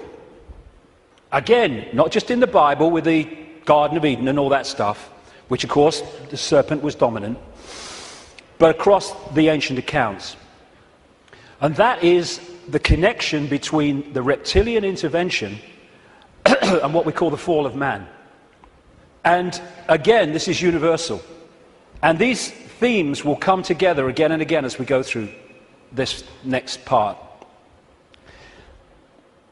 The ancient accounts, again, and we're talking that part of the Yuga cycle, which they call the Golden Age, talk about the fact that there was a time when humans were so unbelievably different to how we are today. They were connected to higher levels of consciousness. They were in this world, but they were certainly not of it. They were capable of incredible feats, and they lived what we would call impossible lengths of time in terms of age. And then there was a sudden change. The fall of man, as it was called. What I call this is the schism. There was an energetic schism at the level of the metaphysical universe, the waveform-based information construct, and that, as it was decoded through into this holographic reality, obviously mirrored in the holographic play-out world the schism in the information construct. And this is a portrayal of that, a symbolic portrayal of that. Anything that happens here gets decoded through to there, and this is where the schism happened. It was like a distortion in the information. Thanks, mate. Cheers. You put the gin in, right? It was a distortion in the base information construct, and I'll be coming to how that happened. There were many consequences for this, and one of them was there wasn't just a schism in the energetic level of the world itself. There was a schism was passed through into human personalities. We became distorted also from the magnificence and harmony that we were before. And we went from that to this. And we're now at the point where we're coming out of that. And there was also genetic manipulation to stop us accessing ranges of frequency that we did before. This is a major reason, not the only reason, but it is a major reason why scientists call 95% of human DNA junk DNA, because they don't know what it does. This is the reason, not the only reason, but a major reason why we only use a fraction of our brain's capacity. This is why billions of cells in that bridge, the corpus callosum, don't seem to be doing anything. They've been switched off. We've been put into a state that disconnects us and therefore makes us controllable, makes us farmable. So you've got this reptilian group, and the ones involved appear to be relatively small in number, tiny compared with the global population, and this is why they're terrified of being exposed. That's a constant theme, all the way through it, wherever you look. And they've imprisoned humanity, or sought to, in this tiny frequency range of perception called visible light. Another key aspect to this is that they created hybrid bloodlines specifically to be the middle men and women. They became known in the ancient world as the demigods, the people, the children of the gods, part human, part god, as these serpent gods were perceived. And they were to be, like I say, the middlemen and women operating in visible light for the outside visible light control system. And it's appropriate that the caduceus and the symbol of the medical profession is the DNA, in effect, portrayed as two snakes. Because to these reptilian geneticists, who were far ahead of where we are in public arena in terms of genetics and understanding, the DNA is a software program. And so they manipulate it for their own means. And this is crucial to understand the world that we live in. One seriously important aspect to this DNA, this hybrid DNA I'm talking about, is that it has eliminated what we call empathy. The ability to decode the emotion of empathy. Empathy is the fail-safe mechanism of all behavior. If I can empathize with the consequences for others of my actions, that limits and balances my actions. If I have no empathy because I cannot empathize, then there are no limits. There is nothing that won't do. 3,000 dead on 9/11, who cares? Who cares? That's what we're dealing with. And this is vital to get across. If we look at this information on the basis of thinking I wouldn't do that, so they wouldn't do it, then we're going to miss the plot completely. Because it's not like that. No, you wouldn't do it. They would, and have no emotional comeback whatsoever. The reason for the interbreeding, the hybrid, is vibrational compatibility. These hybrids have a greater infusion of reptilian DNA than the general population, although we have a lot. And therefore, the resonance is sympathetic to the resonance of these entities operating just outside visible light.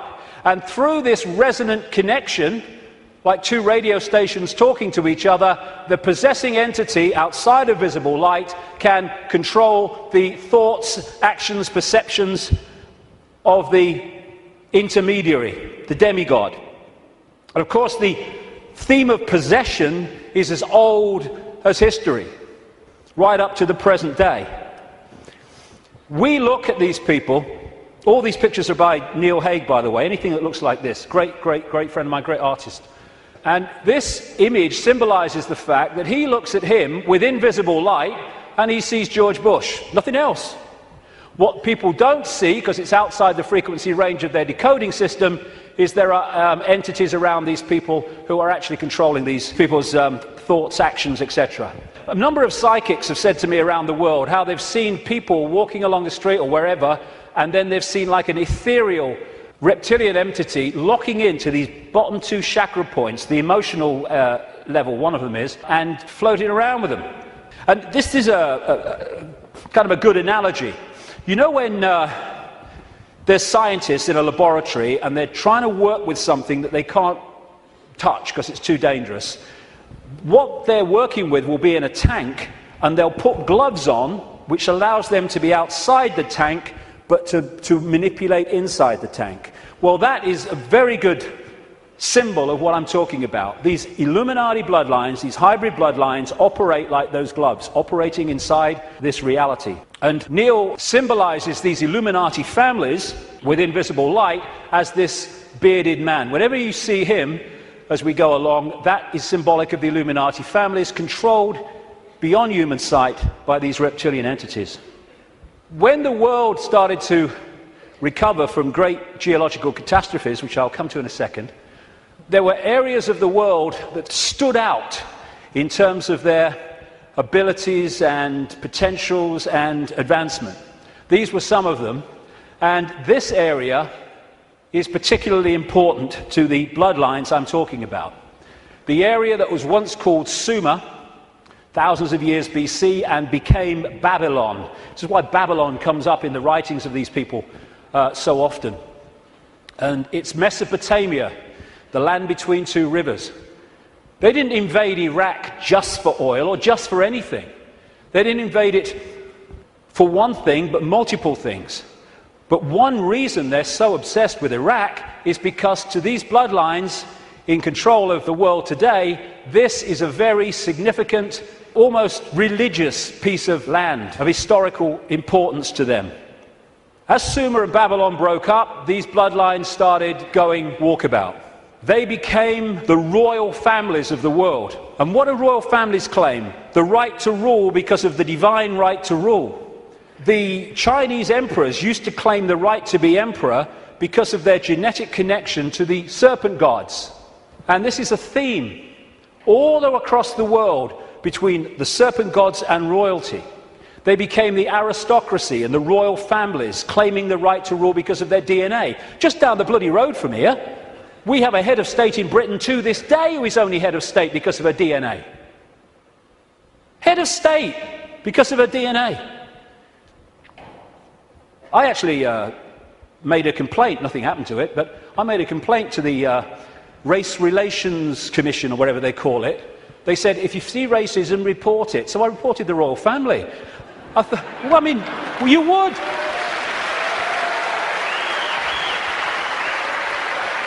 You would. Because they go, racism, we must stop racism. All these bloody politicians go, well, get down to Buckingham Palace then. You're saying you can only be head of state, not only if you're bloody white, effectively, but if you only come from the same bloody family. Ridiculous. Anyway, it's always been and it still is. And so these aristocratic and royal families moved on. Eventually, when the people started to rebel against overt royal control dictatorship, these families, some of them stayed in the royal families overtly, and there's still some around, like ours. But these families moved into politics, into banking, into business, and became the dark suit, but they still perceive themselves as royalty, as special because of this genetic connection to the serpent gods. And through the British Empire, the so-called Great British Empire, and the other European empires, as these bloodlines moved up into Europe from the Middle East, etc., they exported these bloodlines all over the world. And we saw them in power in what we call colonization. But there's two types of control. One has a finite life, one can go on forever until it's exposed. The one that has a finite life is a dictatorship that the people under dictatorship can see, touch and taste. Communism, fascism, apartheid. People know where they stand and eventually, therefore, they will rebel against it because they know what they're dealing with. The greatest form of control is a control you can't see. Prison without the bars. You can't see the bars because you'll just sit there. People do not rebel against not being free when they think they are. And that's the idea of replacing the colony control with another kind of control called freedom. So what happened is, as these colonies, like the United States as it became, etc., and all the others around the world, as they were given independence, what was left out in those countries were the bloodline, under different names, the secret society network that manipulates the bloodline agenda, and those countries have gone on being controlled ever since. But because they have the ability to have a vote every 4 or 5 years, they don't realize they live in a tyranny. And that's how it works, the prison without the bars, and until it's exposed, it'll go on forever. And so these kind of people, especially the Rothschilds, they are major, major players in this. They are the middlemen for the manipulation of this reality from these entities mostly outside of this reality. And what they've created is like a global transnational corporation. What you have with a corporation is you have a headquarters somewhere in the world, and then in each country you have subsidiary companies of that headquarters, that central point. And all the subsidiaries in the world carry out the policy of the central point. Well, what these Illuminati hybrid family networks have done is create exactly the same, but instead of companies, they are secret society networks. So you've got the center of the web in Europe, for historical reasons, at operational level anyway, places like London, not the British government, the secret society centre in London. In Rome is another one, the Roman Church, Rome, and other points in Europe. And then in each country, you have families from the network in those countries whose job it is to run the networks that control that country's business, banking, politics, media, all of it. And so what you have is, from this central point in Europe, the centre of the web, all these different places and countries all over the world then impose on their country what is being dictated here. And that's why, as I travel around the world, I see the same things being introduced in different countries at the same time, overwhelmingly justified by the same excuses. It's all a global network. It can be symbolized too as a web, like I say, with the Rothschilds real close to the spider, and all these different strands on the web are different secret societies, different semi-secret societies, transnational corporations, and all the rest of it. So when you see all these different names of these corporations that dominate the world in so many ways, and the pharmaceutical cartel, and the oil cartel, and all the rest of it, the biotech cartel, they're all different names or different masks on the same one face. And so you have this structure where outside of visible light you have the reptilian control system, comes down through the Illuminati families, and they control the people in power to push the world in a certain direction. Another way of looking at it here. You see, all these different people, these fight among themselves and all the rest of it, though if it gets out of hand they get sorted. So these sit on the top of all these different countries. They control these different areas of their societies, and the people are then played off against each other. These buggers don't go to war, they tell these buggers to go to war. And if we stop going to bloody war, game over. But we do. Ridiculous. That's part of becoming conscious.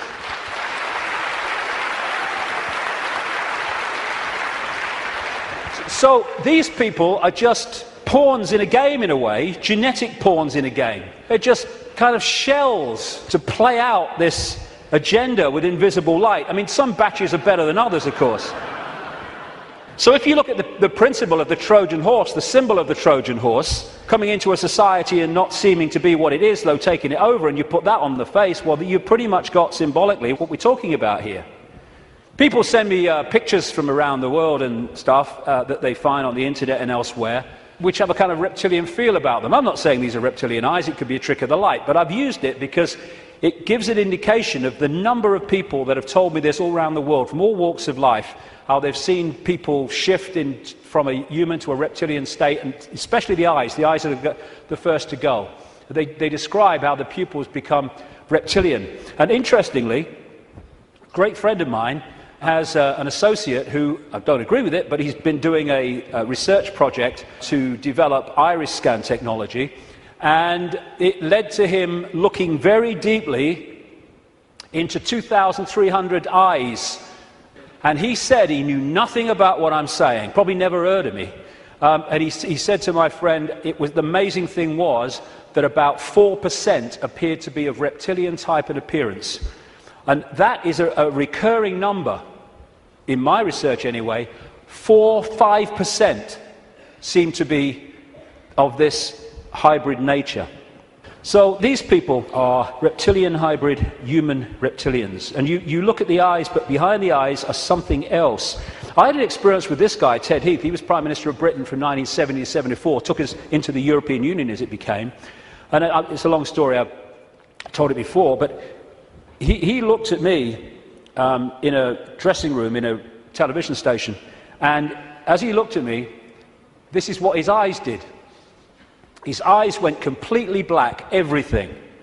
And as I looked into his eyes, it must have been like that for, I don't know, maybe a minute, 2 minutes. And as I looked into his eyes, I said at the time, it was like looking into two black holes, because you couldn't make eye contact because there was no contact. And it was like, as I know now, looking through him into this other dimension where he was really controlled from. This man, Ted Heath, oh my goodness me. My goodness me, the children that guy has tortured and killed. And I've been saying this since 1998 in print, and he was alive for many, many, many, many years after that. And nothing happened. Why? Because it's true.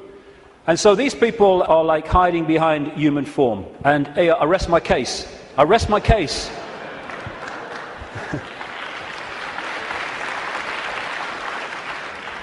Ooh, you look tasty. And this lack of empathy in this hybrid DNA explains why these guys do what they do. Now, when you open your mind, instead of saying, well, it's not possible, it's ridiculous, when you open your mind and say, okay, I'm not going to just accept this stuff, but I'm going to flow with it and see where it goes, you find that this stuff I'm talking about is absolutely in your face when you bring it from the subliminal to the conscious. The oldest form of religious worship in the world has been taken back 70,000 years to an area of the Kalahari Desert in South Africa, and it is worship of the serpent or worship of the snake. This man, Reverend John Bathurst Dean, wrote a book, very, very good book, 1933, called Worship of the Serpent, in which he studied serpent worship around the world. This was his conclusion.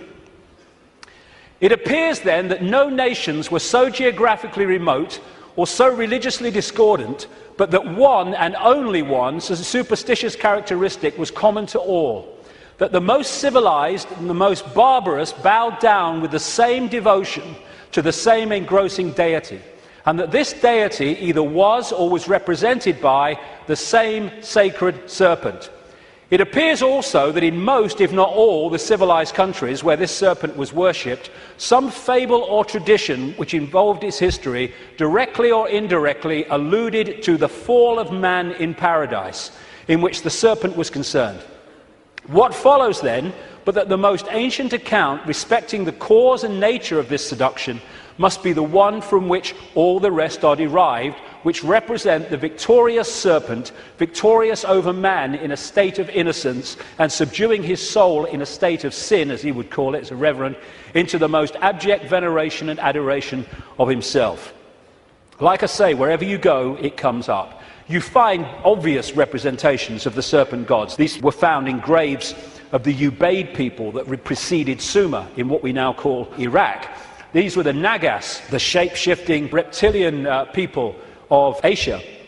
The Druids used to worship a serpent god called Hu. If you play that word through, Hu-man becomes serpent man, appropriately. The Egyptians used to worship serpent gods and represent their pharaohs as a result of that in this way.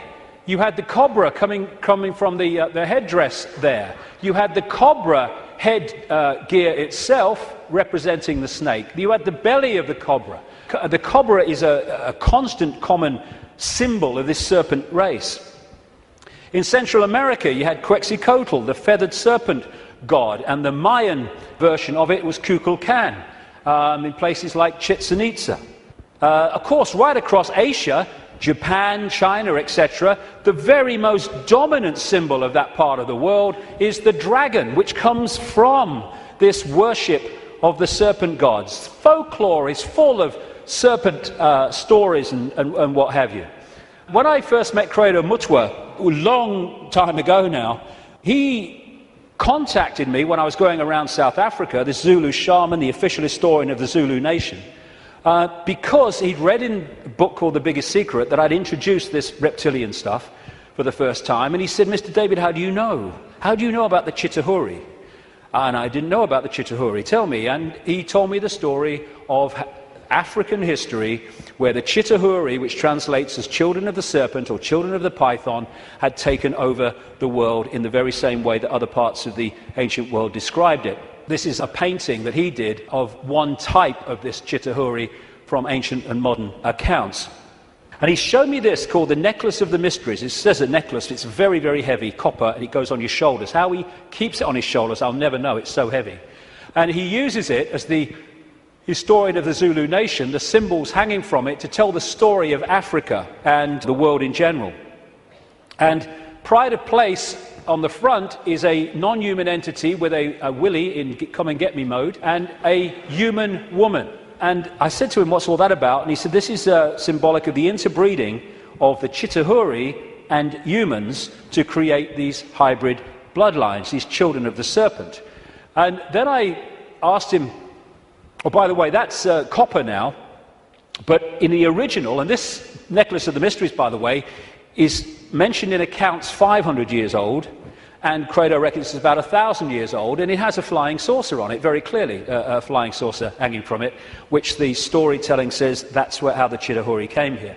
Anyway, this is copper now, but it used to be gold.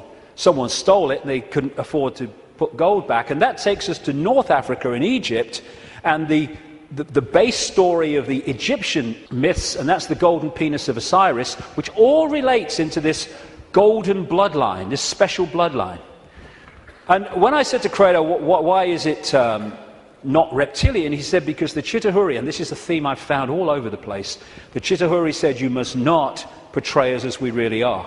Some people did, most people didn't. They had to do it symbolically, so they made it absolutely, obviously not human, but not reptilian for fear of the consequences. And when I was writing the new book, Human Race, Get Off Your Knees, I came across a work in progress, I think it's finished now, by a man called Pierre Sabac, and he was producing a book called The Murder of Reality. And Pierre Sabac spent 7 years nearly pouring through dictionaries. He's crazy about words and derivatives, pouring through dictionaries and what have you, of all these different peoples and different languages and different eras. And he put together the fact that the language, the very language, if you follow the derivatives back from the language we use now and their origins, where the words came from, tell the story of this reptilian serpent god race taking over humanity, and also how they used to symbolize this race for reasons I've just said, not as they really were, but as eagles, as hawks, as owls, as angels. If you take the word angel back to its origin, in Sabac's research, you get a word meaning snake or serpent. And so we have the eagle on so many countries' flags and logos, including the United States most famously. You have the owls, invariably with the goddess of Babylon, Semiramis or Ishtar. You have the story of the angels, especially the theme of the fallen angels, representing this reptilian race and interbreeding with humanity. And you have Horus, the son of God of Egypt, the virgin-born son, represented as a hawk, again with the reptilian imagery. This seraphim, one of the hierarchy of angels in Christian and Hebrew Jewish belief, seraphim word means snake or serpent, if you take it back to its origin. You have the flying serpent disc, which is widely used in the ancient world. And another thing that they did was they symbolized the heavens as the upper ocean. We have the ocean that we have, obviously, and then you had the upper ocean, which was the heavens. And so they talked about the gods and the serpent gods coming in their heavenly boats through the upper ocean. And so you have a lot of marine symbolism, which doesn't relate to the sea, it relates to the upper ocean. And it's reading this. These bloodlines were known in the ancient world under different symbols and different codes, like children from heaven and earth, and children of the gods, children of the sky. And another big symbol of these gods, these serpent gods, were the watchers. They were called the watchers. This is widely found. And that's why there's an eye, as Credo Mutua confirmed, on that hand on the necklace of the mysteries. That's the watchers, that's the serpent gods. And that's why we have the eye on top of the pyramid, the all-seeing eye on the dollar bill, and why that is a massive Illuminati symbol in the secret society network. They are the gods overseeing the pyramid of control. One way that they often symbolized these hybrid bloodlines in the ancient world was as part human, down to the bottom of the torso, and then the legs, or the bottom part, being a snake. You come across this a great deal when you research this stuff. This is all symbolic of this half-human, half-snake symbolism. Over and over and over again you see it. And the cobra, like I say, is very much a common symbol of these serpent gods, as is fighting the serpent gods and battles with them. Even the word Messiah comes from Mesa, the Nile crocodile, which they used the oil from the Nile crocodile to anoint the pharaohs. And even today in the British coronation ceremony, they symbolize that as part of our own ceremony appropriately.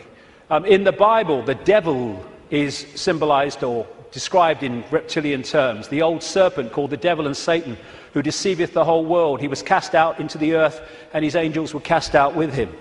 Fallen angels, again, the recurring theme. All these folk tales about kissing frogs and turning into princes, and invariably you get reptilian themes, all part of the same story. And people send me images from all over the world as a result of the information I put out. It's amazing how many times you see the symbol of reptile and humans, or part human, part reptile. Or overseeing the gargoyles in the palaces and castles and churches of this elite are symbolic of that. And of course, over the last, 20 years or so, there's been a massive reptilian symbolism in children's stories and children's entertainment. And then recently, I mean, you saw this, is a quick one, this 16th century painting in the National Portrait Gallery of Queen Elizabeth I, they thought she was holding flowers because that's what someone had painted over. But with where what's underneath is coming to light, and this is a representation of it. It was in one of the papers, again holding the snake, very, very appropriate. And these aristocratic families, which became the hybrids, again used reptilian, dragon, and all these other serpent images on their various coats of arms and what have you. And one of the centres, like I said earlier, is London. Not necessarily London, the Great Conurbation, but the City of London and the temple that runs into the City of London. The City of London, of course, being the great centre of not just British finance, but global finance. And how appropriate that they too have the symbol of the flying dragon and the symbol of the Knights Templar Secret Society, a major strand in this web of secret societies, as the very symbol of the City of London. You pass these as you go into the city, of course. Another theme you find with images around the world is of serpents eating humans. And not nice, it isn't, of course, but they do eat humans. When these reptilians come into visible light, they use humans as their food, like humans use animals, cattle, sheep. And then you'll see the recurring theme all over the world. This is in Central America, the Mayan area. This is a painting by Credo Mutwa from South African myths of the serpent gods, the Chitauri, eating humans. And this is Alfa Romeo. What's he doing there? What's he bloody doing there? Same thing. And in the garden of one of the palaces, or whatever you call them, mansions of Silvio Berlusconi in Italy, the leader and one of the world's most corrupt men, is again the same image. And outside of visible light, they feed off human energy, human emotion, especially, only low vibrational emotion, because that's all they can really access. And so they have to keep humans in a state of mental and emotional suppression so that we keep feeding out this energy, which they then absorb. And that will become relevant in the next section when I get into why paedophilia is so widespread among this elite. Because energy changes with the emotions we give out. When we give out love, it's a certain wavelength. When we give out hate, it's a very different wavelength. And the friend of mine in Japan has become very well known for taking water, name's Mr. Emoto, taking water, putting it in a container, and then he'll put words of love or hate or whatever on the side of it, because when you write a word, that word may seem in the decoded realm as a word you can see and read, but in the vibrational realm, it represents a vibration.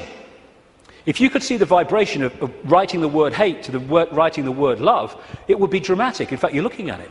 Because what happens is, after he's put the word on the side of the water, he then freezes the water really, really fast. I've seen his laboratory where he does it. And then he photographs the crystals. This is the crystal from a water that had love and appreciation written on it. This is the crystal that had hate written on the side of the water. And he's done whole books about this stuff with all these pictures in it. And this is the energy that these entities absorb when they're outside of visible light, which is most of the time. And therefore, they have to keep us in a state that keeps producing that. All this vampire stuff, because they drink human blood with invisible light because it carries the human genetic code and allows them to hold their vibrational compatibility with this reality for longer before they have to get the hell out of it. That's why they drink so much blood. And then there's this thing about shape-shifting, where, I've had a lot of, laughter and ridicule, so what's bloody new about this? And people say, well, you can't go from a solid body to a solid body and back again. And I'm saying, do you know? I agree with you. Of course you can't. But that's not what's happening, because there is no solid body. It's all happening as a decoding system. There is no solidity.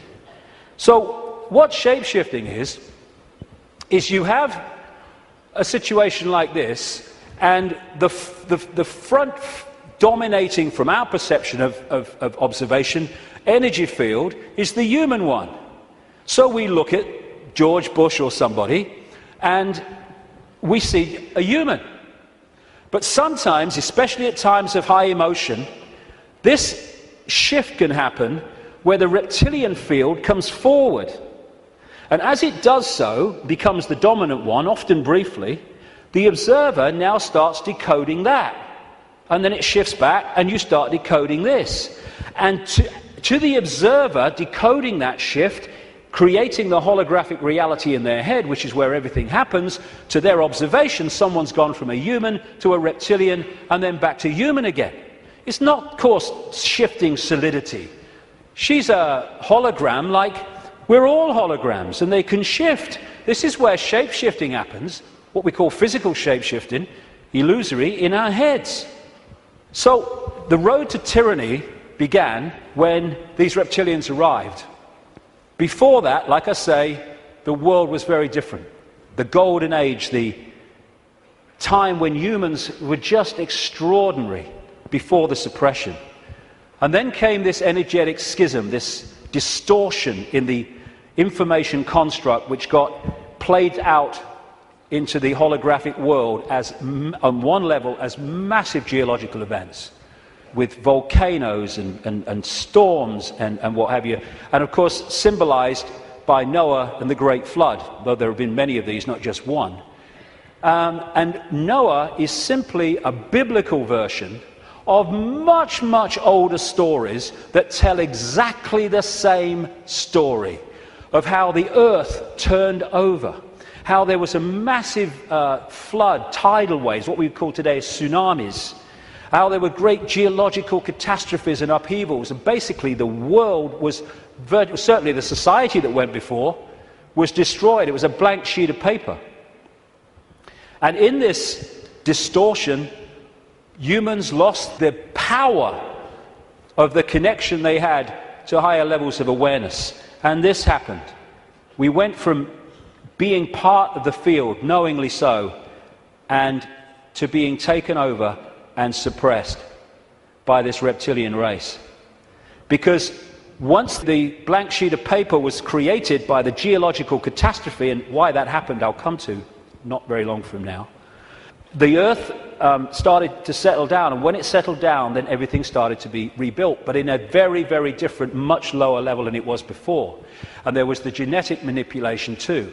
And in China, unlike most other countries, you can't access vast tracts of the internet because the computer system has been firewalled off to stop Chinese people accessing that area of the internet that the authorities don't want them to see. What happened as a part of this intervention, I kind of mentioned it a little earlier, is that human genetics were manipulated to do exactly the same to us, to firewall off us from the level of reality that we could access before. So we went into this prison called visible light that we've been in ever since, and particularly isolated in the left side of the brain so that we only perceive through the five senses, and we can only see structure and language and hierarchy and all that stuff, and our potential dramatically reduced. And this world came as a result of it. And it's dominated by controlling human perception, by suppressing our true self and dictating what we bring into holographic reality. Okay, now let's go really crazy. I've had enough of only being half crazy. Let's do the bloody lot, eh?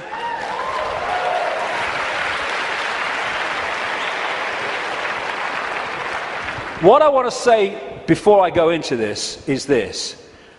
One of the most profound ways that people are controlled is to limit their sense of possibility.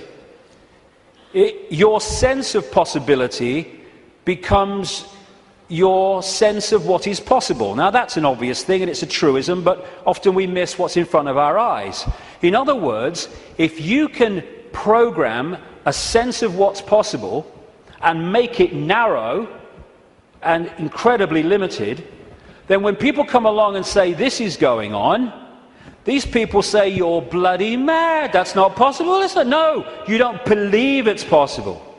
Talking to some of the insiders that I have over the years, and talking to other people who've done the same, there is a feeling among some of them that these entities technologically, and I keep emphasizing there's not that many of them compared with humans, and so therefore they have to keep out of sight, and it's one of the reasons, the major reason they want to cull the global population, because it's out of hand from their point of view. Well, stick around, it's going to be out of hand a bit more very soon. But they reckon, some of them, that this technology that these people are working with, these entities are working with, is like 10,000 years ahead of where we are.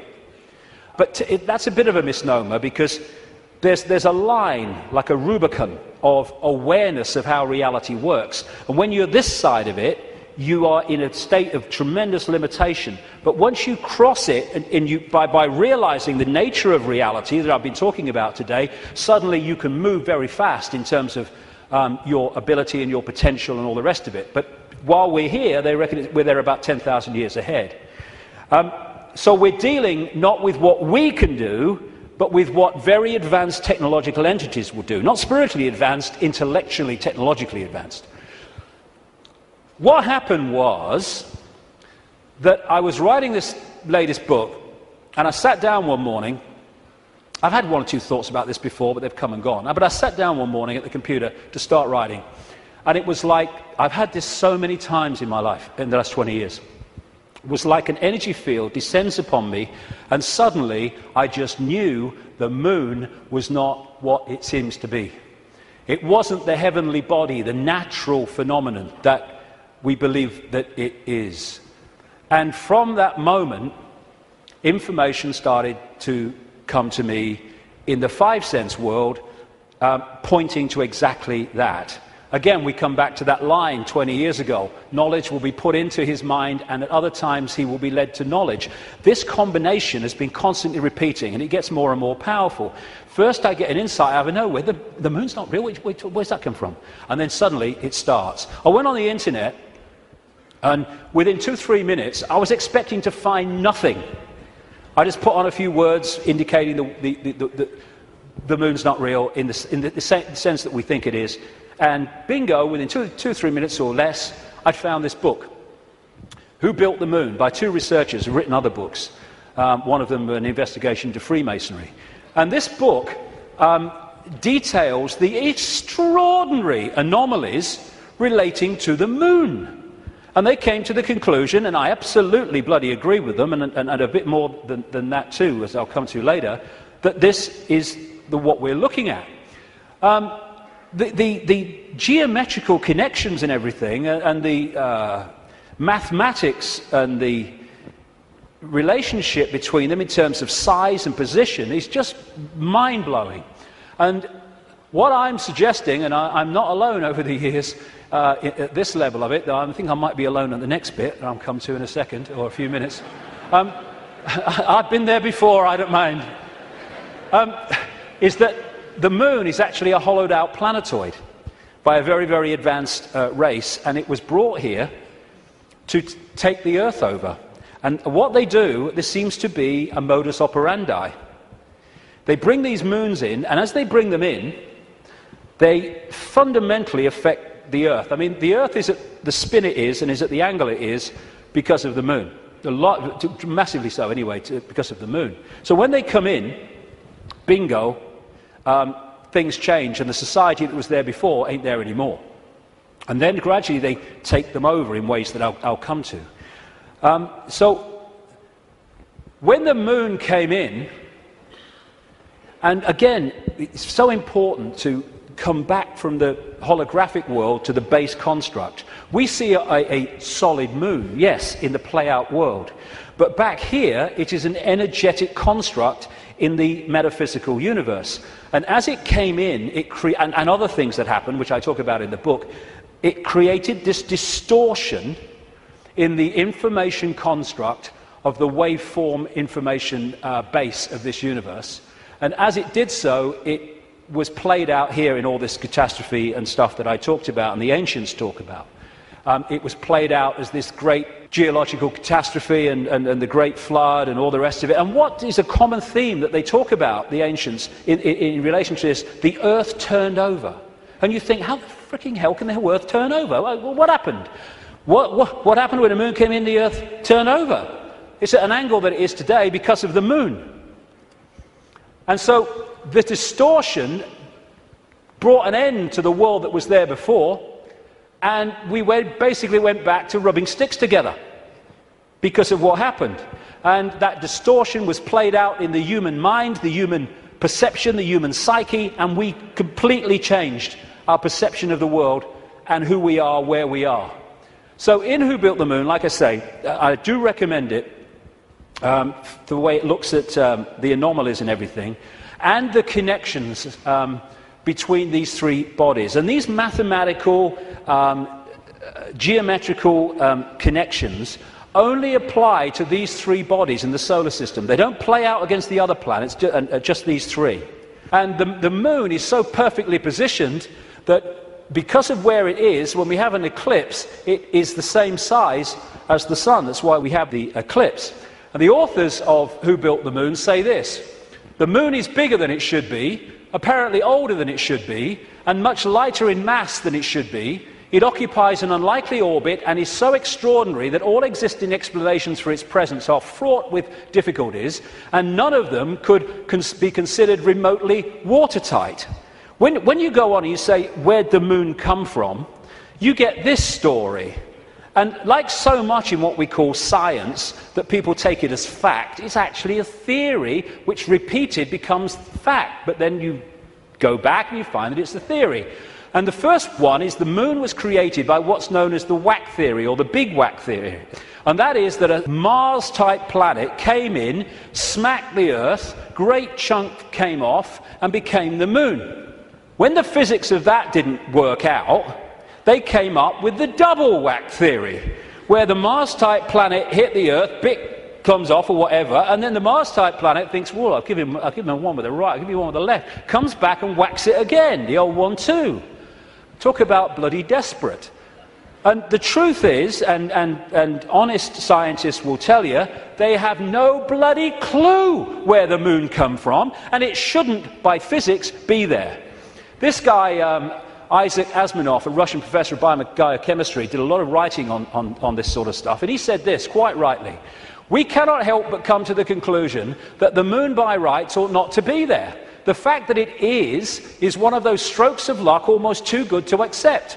Small planets such as Earth with weak gravitational fields might well lack satellites. In general then, when a planet does have satellites, those satellites are much smaller than the planet itself. Therefore, even if the Earth has a satellite, there would be every reason to suspect that at best it would be a tiny world, perhaps 30 miles in diameter. But that is not so. Earth not only has a satellite, but it is a giant satellite, 2,160 miles in diameter. How is it then that that tiny Earth has one? Amazing. Some scientists don't even talk about a planet-satellite relationship, but a planet-planet relationship. The moon's bigger than Pluto. The best explanation for the moon is observational error. The moon doesn't exist, that scientist said. Another one from NASA: it seems easier to explain the non-existence of the moon than its existence. And then we get the hollow moon. This is what I'm saying, and others have said, is that it's a hollowed out planetoid. In November 1969, the moon was hit by a lunar module to the equivalent of 1 ton of TNT. The shock waves built up, and NASA scientists said the moon rang like a bell. Maurice Ewing, a co-director of the seismic experiment, told the news conference, "As for the meaning of it, I'd rather not make an interpretation right now, but it is as though someone had struck a bell, say in the belfry of a church, a single blow, and found that the reverberation from it continued for 30 minutes.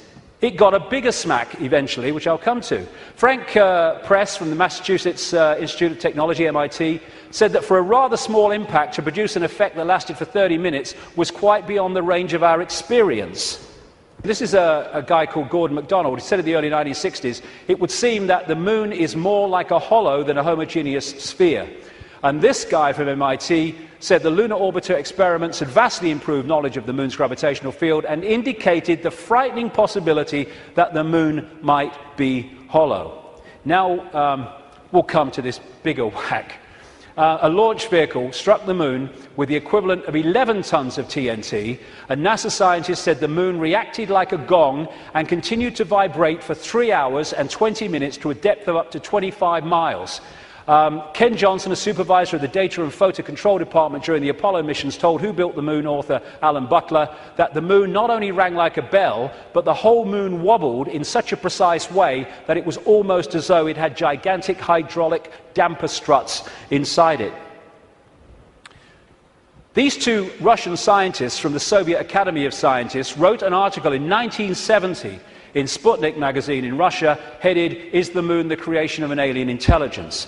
And all these years later, it indicates to the fact that they were right. What they point out, and others point out, is the outer surface of the moon is extremely hard and contains minerals like titanium.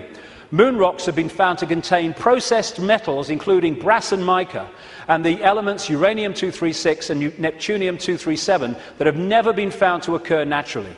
Uranium-236 is a long-lived radioactive nuclear waste and is found in spent nuclear fuel and reprocessed uranium. Neptunium-237 is a radioactive metallic element and a byproduct of nuclear reactors and the production of plutonium.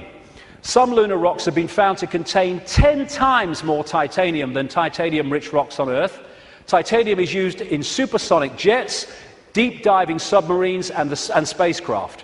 Dr. Harold Urey, the winner of the Nobel Prize for Chemistry, said he was terribly puzzled by the rocks from the moon, and in particular their titanium content. He said the samples were mind-blowers and that he could not account for the titanium. The two Russian scientists said in their article, if a material had to be devised to protect a giant artificial satellite from the unfavorable effects of temperature, from the cosmic radiation and meteorite bombardment, the experts would probably have hit upon precisely these refractory metals. Refractory metals are incredibly resistant to heat and wear. In that case, is it not clear why lunar rock is such an extraordinarily poor heat conductor, a factor which so amazed the astronauts? Wasn't that what the designers of this super Sputnik of the Earth were after? From the engineer's point of view, this spaceship of ages long past, which we call the Moon, is superbly constructed. They say it's a hollowed-out planetoid, and they say if you're going to launch an artificial Sputnik, then it is advisable to make it hollow. At the same time, it would be naive to imagine that anyone capable of such a tremendous space project would be satisfied simply with some kind of giant empty chunk hurled into a near-Earth trajectory. It is more likely that what we have here is a very ancient spaceship, the interior of which was filled with fuel for the engines and materials and appliances for repair work, navigation instruments, observation equipment, and all manner of machinery. In other words, everything necessary to enable this caravel of the universe to serve as a Noah's Ark, appropriate, of intelligence, perhaps even as the home of a whole civilization, envisaging a prolonged thousands of millions of years existence and long wanderings through space, thousands of millions of miles. Naturally, the hull of such a spaceship must be super tough in order to stand up to the blows of meteorites and sharp fluctuations between extreme heat and extreme cold. Probably the shell is a double-layered affair. The basis is a dark armouring of about 20 miles in thickness, and outside of it some kind of more loosely packed covering, a thinner layer averaging about 3 miles. In certain areas where the lunar seas and craters are, the upper layer is quite thin, in some cases non-existent.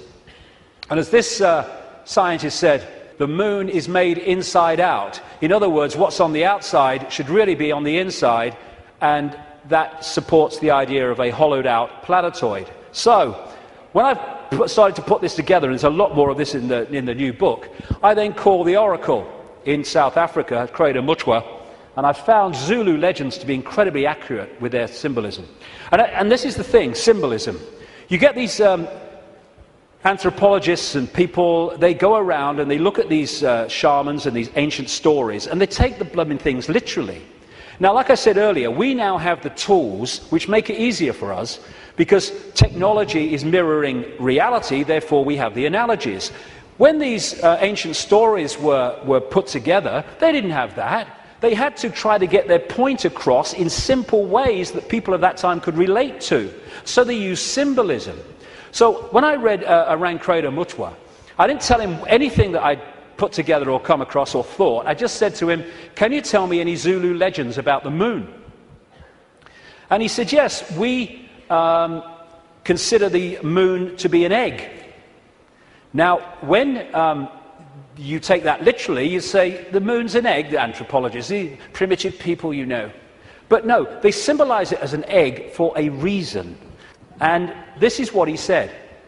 The legends, the Zulu legends, say that the moon was brought here hundreds of generations ago by two brothers, Wawani and Umpanku, who were the leaders of the Chitahuri. They were known as the Water Brothers and had, quote, scaly skin like a fish. Now, this story relates almost exactly to the stories found on ancient clay tablets in what is now Iraq, Sumerian accounts of the Anunnaki, a non-human race, I would say reptilian race, that came to the earth in the same way that other parts of the world, in the ancient world, talk about. And the Anunnaki, according to these accounts, were led by two brothers called Enki and Enlil. And at least one of them, Enki, was symbolized under another name too as in relation to water, exactly the same as this. Zulu legends tell of how Wawani and Umpanku stole the moon in the form of an egg, and this is why they symbolize an egg, not because they're primitive, from the great fire dragon and emptied out the yolk until it was hollow. They then rolled the moon across the sky to the Earth and caused cataclysmic events on this planet. Zulu legends also say that the Chitauri threatened to move the moon if humans didn't do what they said because of the devastation that would cause. What the two scientists said about this 2-3 mile outer kind of protection followed by a 20-mile impregnable layer explains one of the anomalies of the moon, which the craters are pretty much of universal depth. Even though the scale of the impact and the size of the crater can be massively different, the depth is about the same, really, within a very short ratio. And that's, the scientists say, because it goes into the outer layer, the kind of buffer, but it can't go further than this inner protection layer that is impregnable. This guy, Don Wilson, wrote a book in the 70s called Our Mysterious Spaceship Moon. And these are some of the anomalies that he lists, and there are others that can be explained by what we're talking about. Why the moon is a freak world, too big and too far out to be a natural satellite of Earth. Why the moon has such shallow craters. Why some moon rocks are older than Earth and as old, at least, as the solar system. Why the moon seems inside out. Why the moon vibrates like a huge gong, transmitting tremors great distances around and through itself. How the moon can produce so many contradictions of data and findings. And I think it was in 2001, there was a series of people who spoke at the National Press Club in Washington who were insiders of government projects and space projects, etc., who came out to give evidence on things that they saw and were covered up and have never come to light. And one of them was this man, Sergeant Carl Wolf. He was a precision electronics photographic equipment engineer based at the Langley Air Force Base in Virginia. That's the CIA Air Force Base. One of the planes in 9/11 flew out of that and never got there, weren't meant to.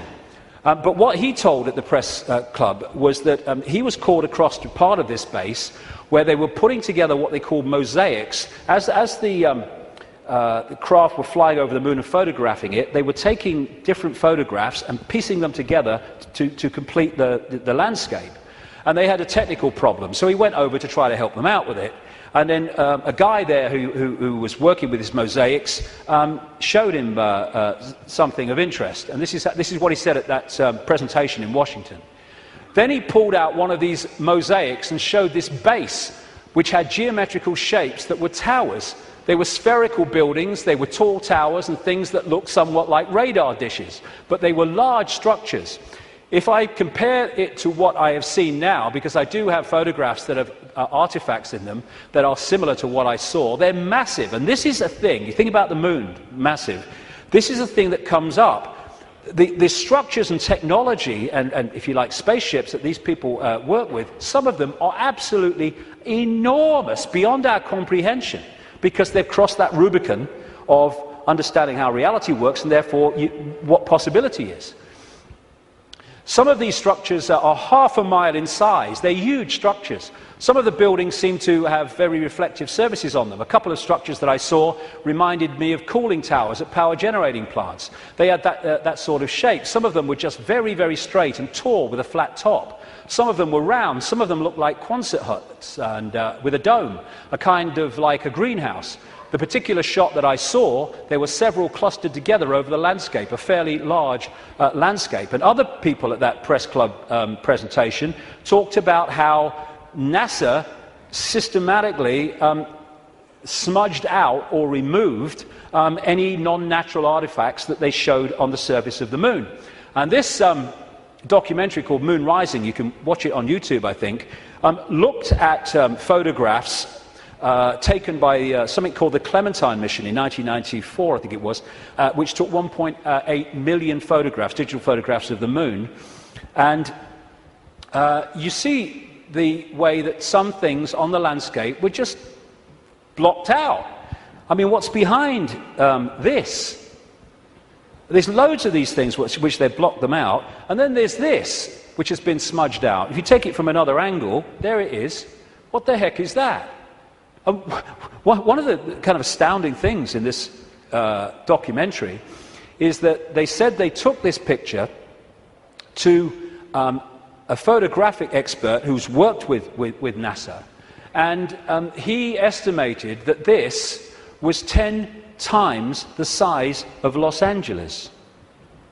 Because you're dealing with phenomenal understanding of how to create this technology because of the understanding of reality. And whatever it is, it certainly doesn't seem to be natural.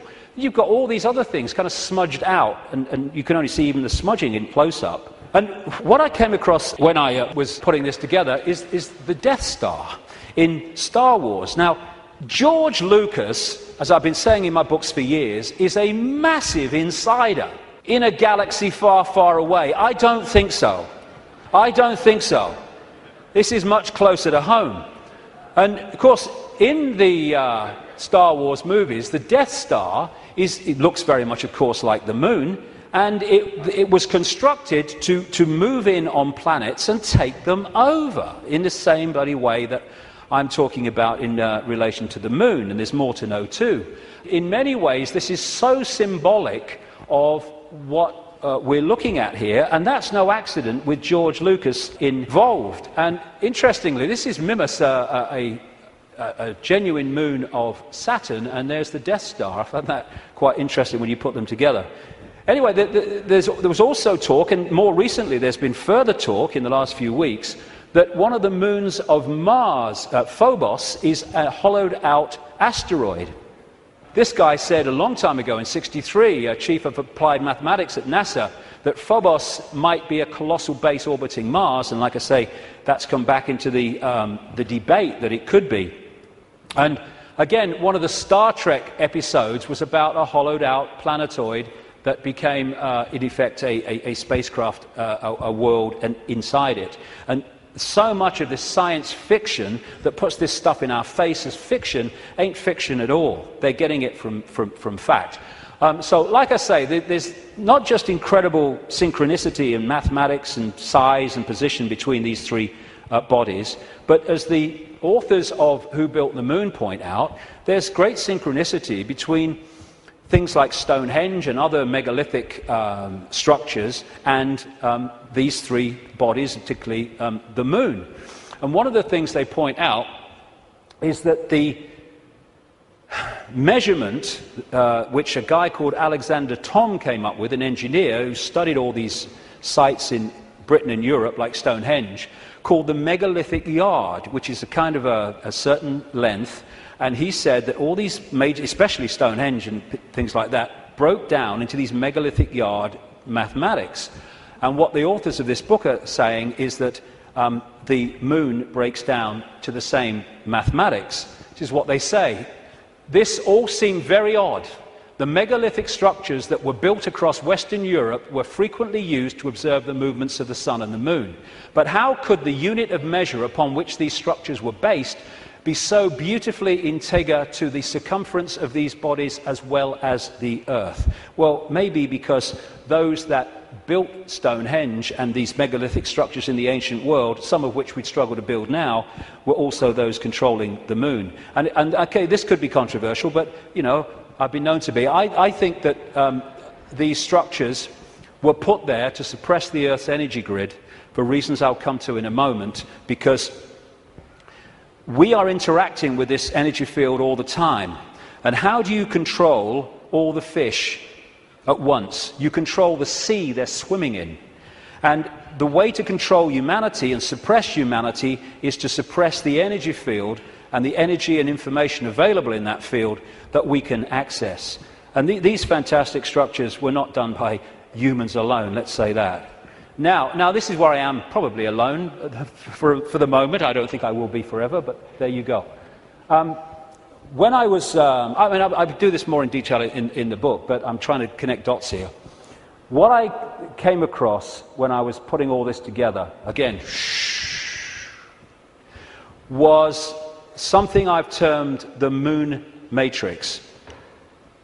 The first section today is absolutely crucial to understanding how this can work. The moon matrix is a broadcast frequency coming from the moon, which has, in effect, hacked in to the human body computer and to the virtual reality universe in general, and has created a sub-reality within the wider virtual reality. Because, I keep saying it, but it's important, we see the moon as physical, but actually its base construct, like everything else in this reality, is waveform information. And I would say, and of course I think this is going to become more obvious as the years pass, I would say the moon is actually not just what we've talked about so far, but it's an interdimensional portal through which entities and energies can come out of one reality through into this one. It's their means of entry. Its position, so perfect, as you'll see if you read not just my new book, but Who Built the Moon, its position in relation to the moon and the sun is so perfect because that has an effect on creating this sub-reality.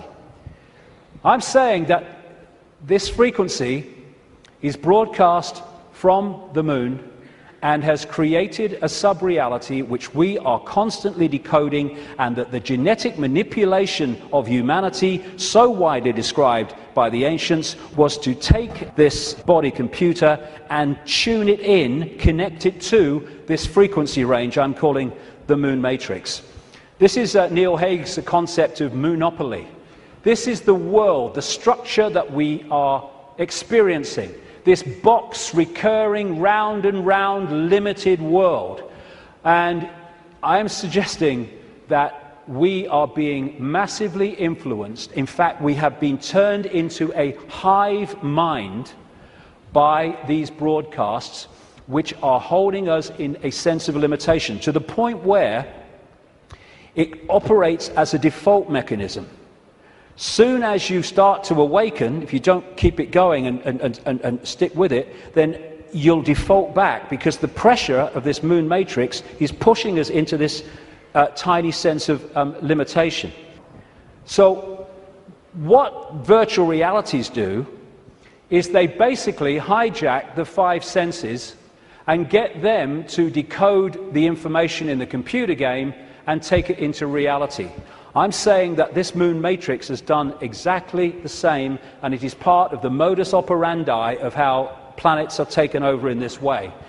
Our five senses have been locked into something else, and we're decoding a fake reality. Basically, we are connected to this symbolically, which is a hive mind, which is why we are so herd-like when we weren't before. And if people are going, "Whoa, okay, what?" Just stick with me, because the layers will go on. What I've been talking about today is the fact that this base vibration from the black holes goes through this cycle, and it elicits different information in the form of photons from the suns, which we decode, and the reality changes as we go through different epochs. What I'm saying is that this moon matrix has hacked in to that photon energy stream and has done what the Chinese authorities have done to the computer system in China. They have stopped us accessing vast amounts of the virtual reality universe that we used to before. Now, if anyone thinks this is fantastic, that we could see things that aren't really there and not see things that aren't there, this is a new scientist. America has just switched from analog to digital television. In the short time of about a year that the analog frequencies are not being accessed because they're going to be filled up by other things like mobile phones, suddenly, for the first time, scientists can see and connect with radio waves from galaxies they couldn't before. Why couldn't they do it before? Because we were watching the flipping telly.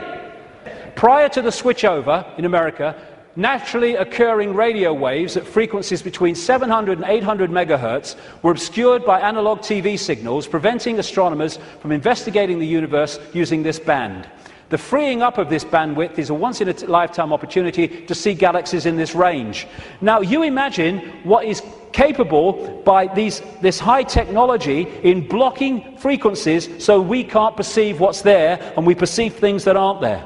That's what this is doing, I suggest. And I'll add more detail as we go along. In effect, we're operating within a bubble, a virtual reality bubble, within the wider virtual reality universe. And it's connecting in through our crystalline receiver transmission system, same with the Earth. and creating this situation where we are decoding a world that may even not be there, who knows, but certainly is different to the world we think it is. And we go back to this more accurately now. The matrix, I would say the moon matrix, is everywhere. It is all around us, even now in this very room. You can see it when you look out of your window and you turn on your television. You can feel it when you go to work, when you go to church, when you pay your taxes. It is the world that has been pulled over your eyes to blind you from the truth. What truth? You are a slave, Neo. Like everyone else, you were born into bondage, born into a prison. You cannot smell, taste, or touch. A prison for your mind. I would say that prison for your mind is the moon matrix, which has put us in a vibrational prison that we can only break out of by becoming conscious and therefore vibrating beyond the walls of the moon matrix, which is a frequency range.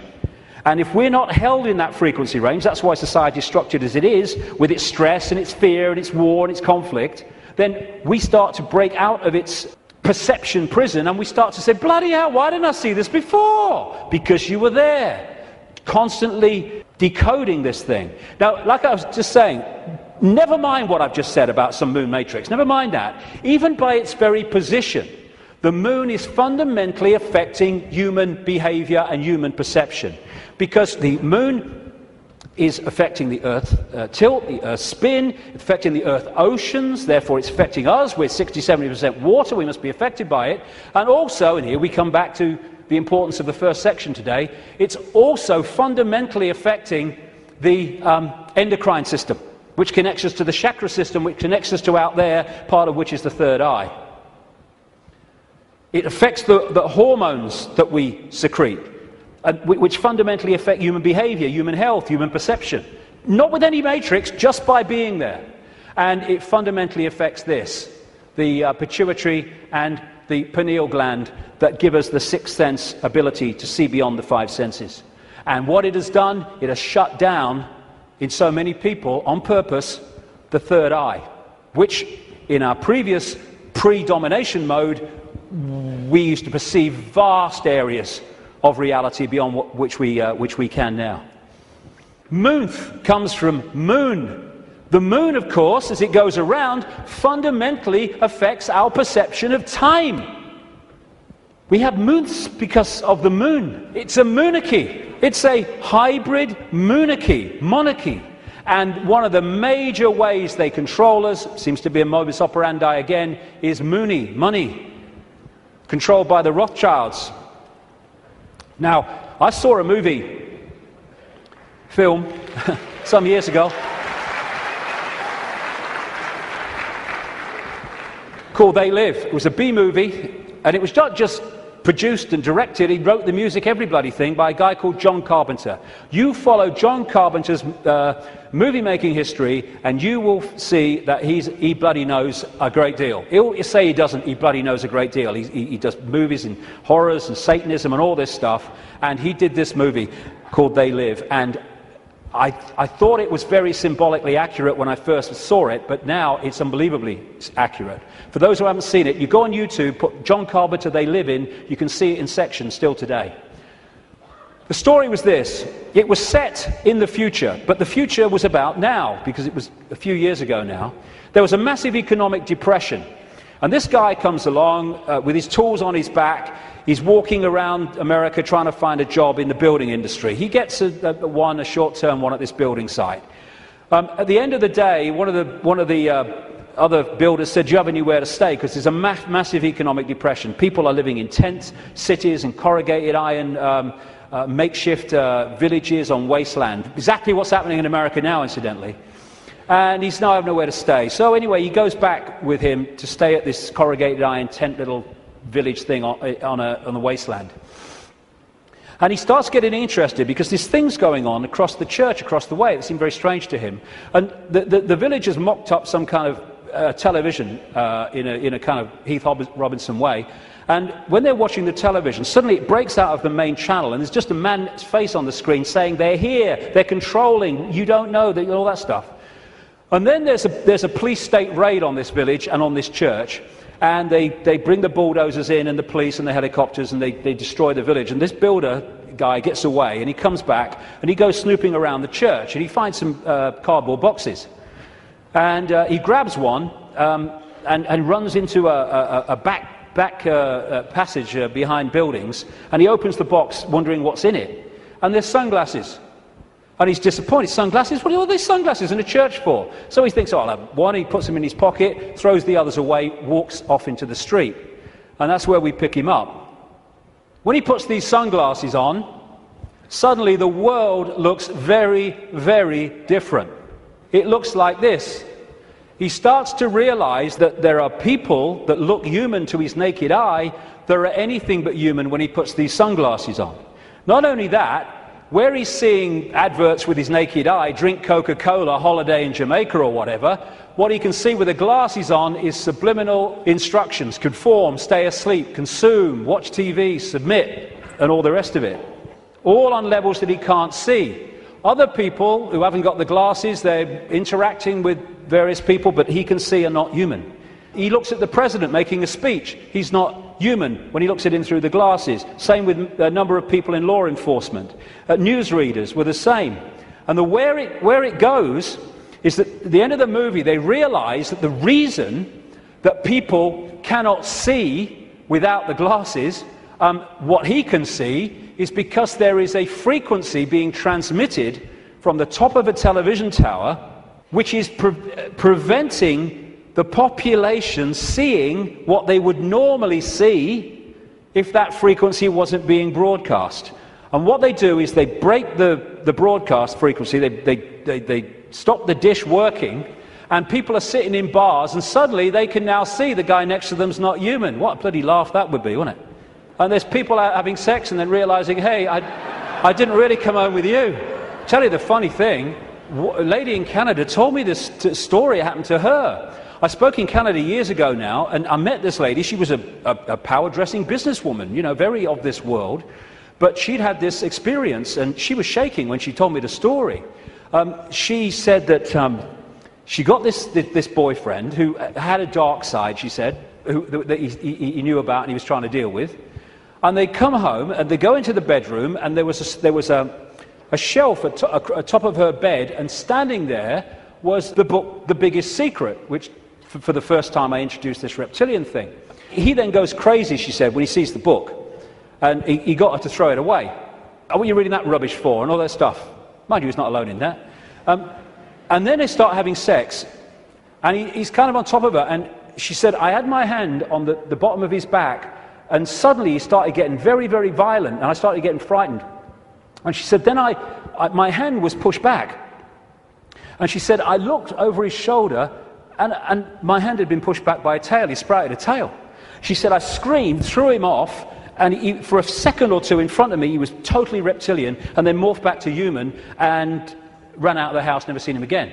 But these bizarre stories that are bizarre to our reality, I've been told all over the world by people from all different walks of life, people in the Swiss banking system and all that stuff, all different kinds of people.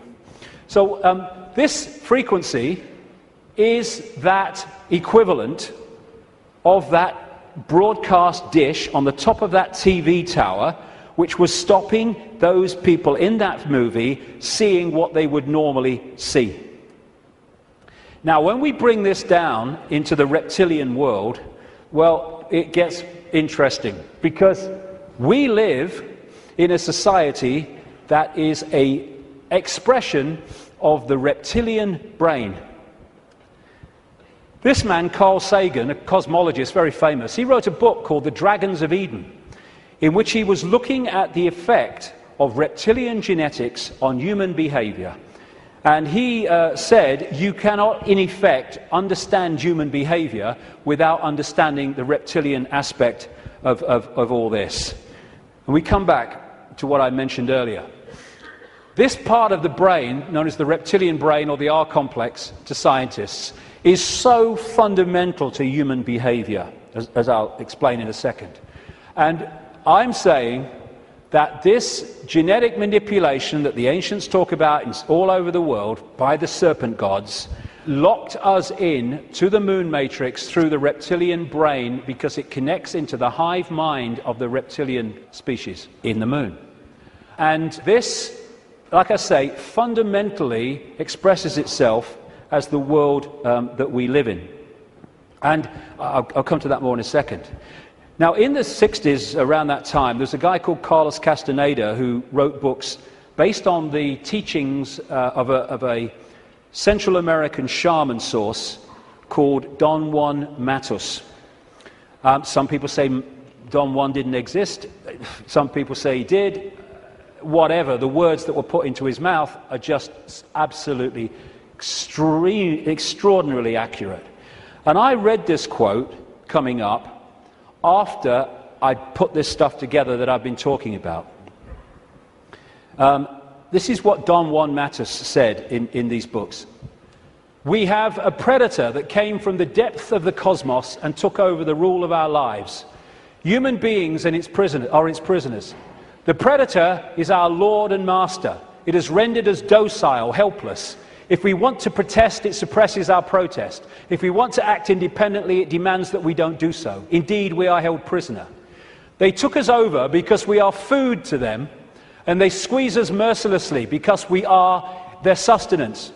Just as we rear chickens in coops, the predators rear us in human coops, human eros. Therefore, their food is always available to them. Think for a moment and tell me how you would explain the contradictions between the intelligence of man the engineer and the stupidity of his systems of belief, or the stupidity of his contradictory behavior. Sorcerers believe that the predators have given us our systems of beliefs, our ideas of good and evil, our social mores. They are the ones who set up our dreams of success or failure. They have given us covetousness, greed, and cowardice. It is the predator who makes us complacent, routinary, and egomaniacal. In order to keep us obedient and meek and weak, the predators have engaged themselves in a stupendous maneuver. Stupendous, of course, from the point of view of a fighting strategist, a horrendous maneuver from the point of those who suffer it. They gave us their mind. The predator's mind is baroque, contradictory, morose, filled with the fear of being discovered any minute now. They gave us their mind.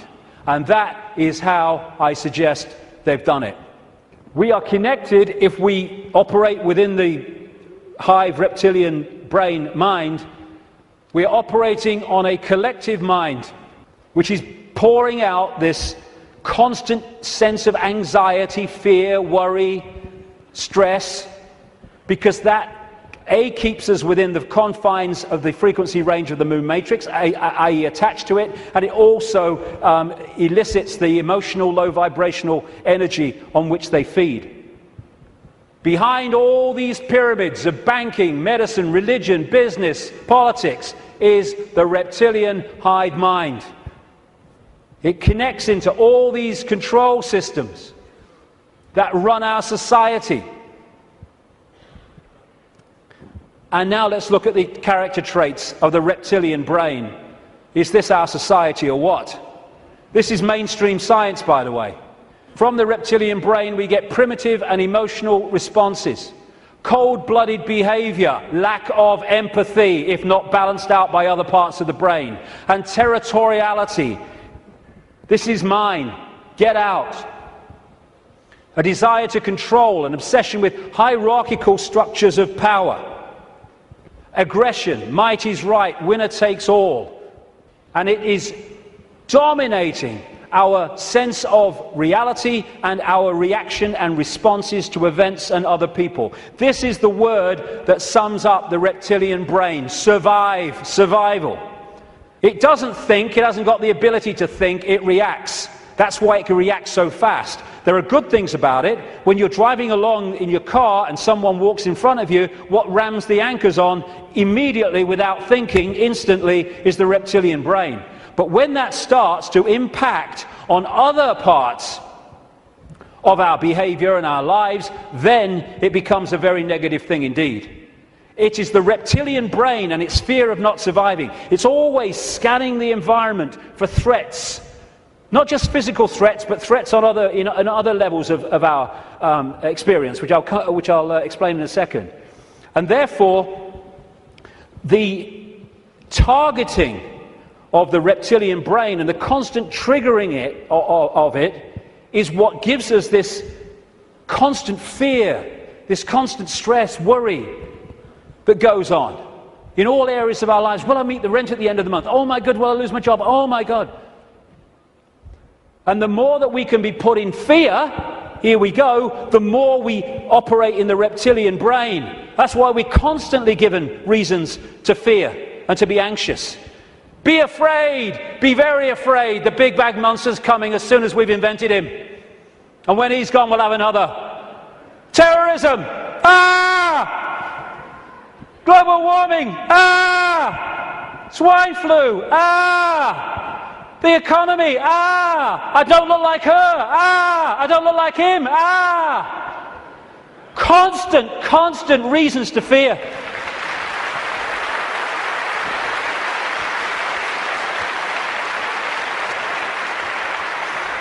Locking us into the control system. And it's not just physical survival. It's survival of status, of power, of reputation, superiority, intellectual preeminence. Acquiescence to a hierarchy and authority is another aspect of the reptilian brain. I know my place. And you know, when you put information out that challenges the status quo view of scientists and academics, they react vehemently. Why? Because the reptilian brain's kicked in. Survival of their reputation, survival of their belief system.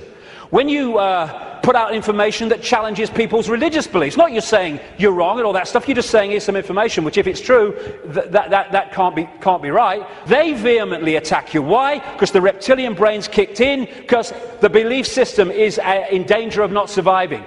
Fear of money. Money is fundamentally reptilian brain. Two polarities of it. One, fear of not surviving, fear of not having enough to pay the rent, to eat.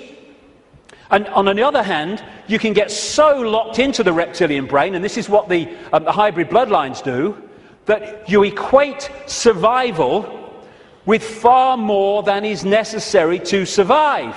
So you get people, especially in these bloodline networks, who have got more money than they could spend in 100 lifetimes, but they get up with the sun every morning to go and earn bloody more. It's an obsession, it's an addiction, and it's connected to the reptilian brain, which fundamentally drives our perception of reality. Don Juan Matus again.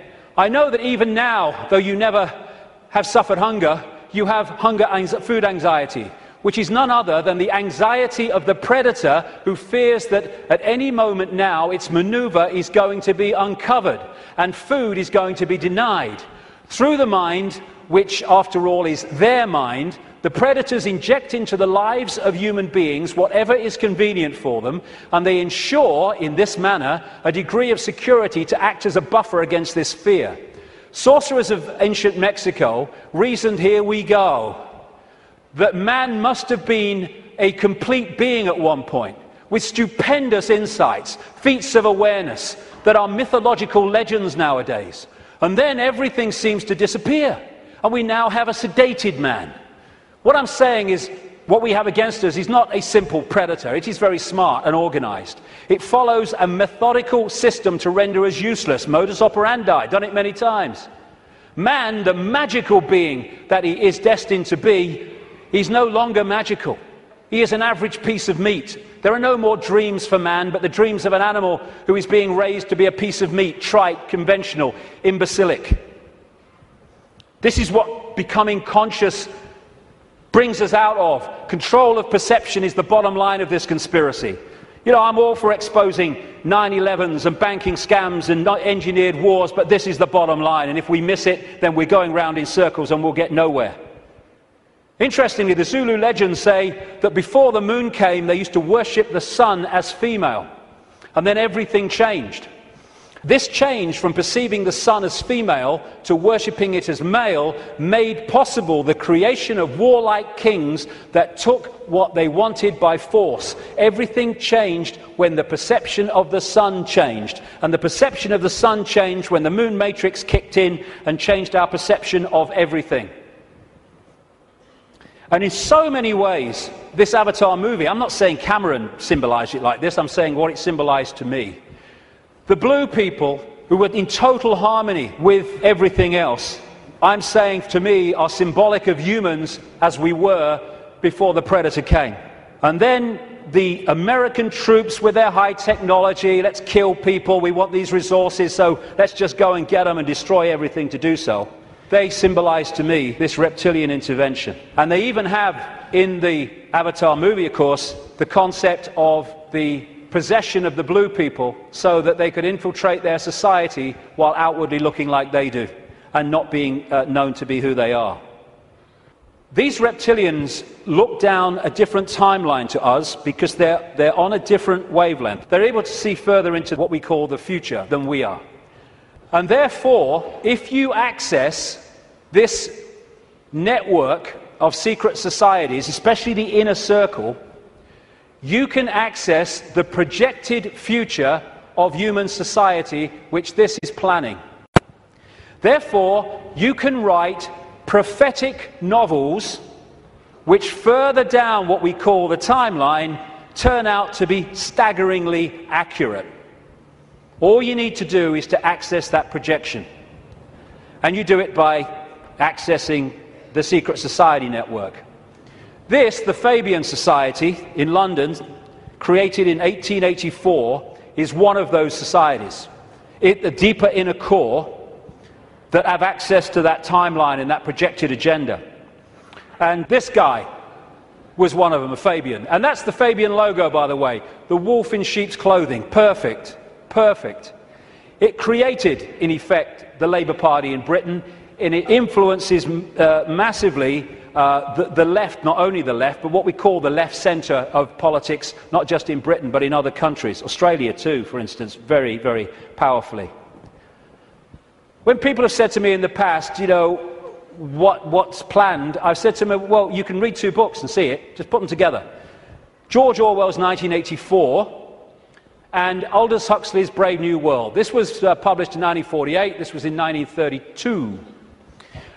Put the 2 together, this talks about the drugs and all the rest of it, and the mind control, this talks about the sort of police state. Put them together, you got it. They were incredibly prophetic. I've been saying for years they weren't novels, or their source wasn't novels. Turns out that Aldous Huxley taught French to a man called Eric Blair then, now George Orwell, at Eton College, and introduced him to the Fabian Society. And this was the knowledge base, plus no doubt others connected, where they got these concepts. And what they said all those decades ago, Huxley's case 1932, is now happening in incredible detail. And it seems that Orwell rebelled against what he heard and wrote 1984 to try to expose it. And some researchers suggest, they may well be right, that he called it 1984 when it was set kind of about now, because 1984 was the 100th anniversary of the creation of the Fabian Society. We've reached a point where these entities and their hybrid bloodlines, the Illuminati bloodlines, they think the takeover of humanity is almost complete. And when you look at it, it may seem to be that that's the case. They think the game is over. It's gone so far. They must be bloody joking. These people...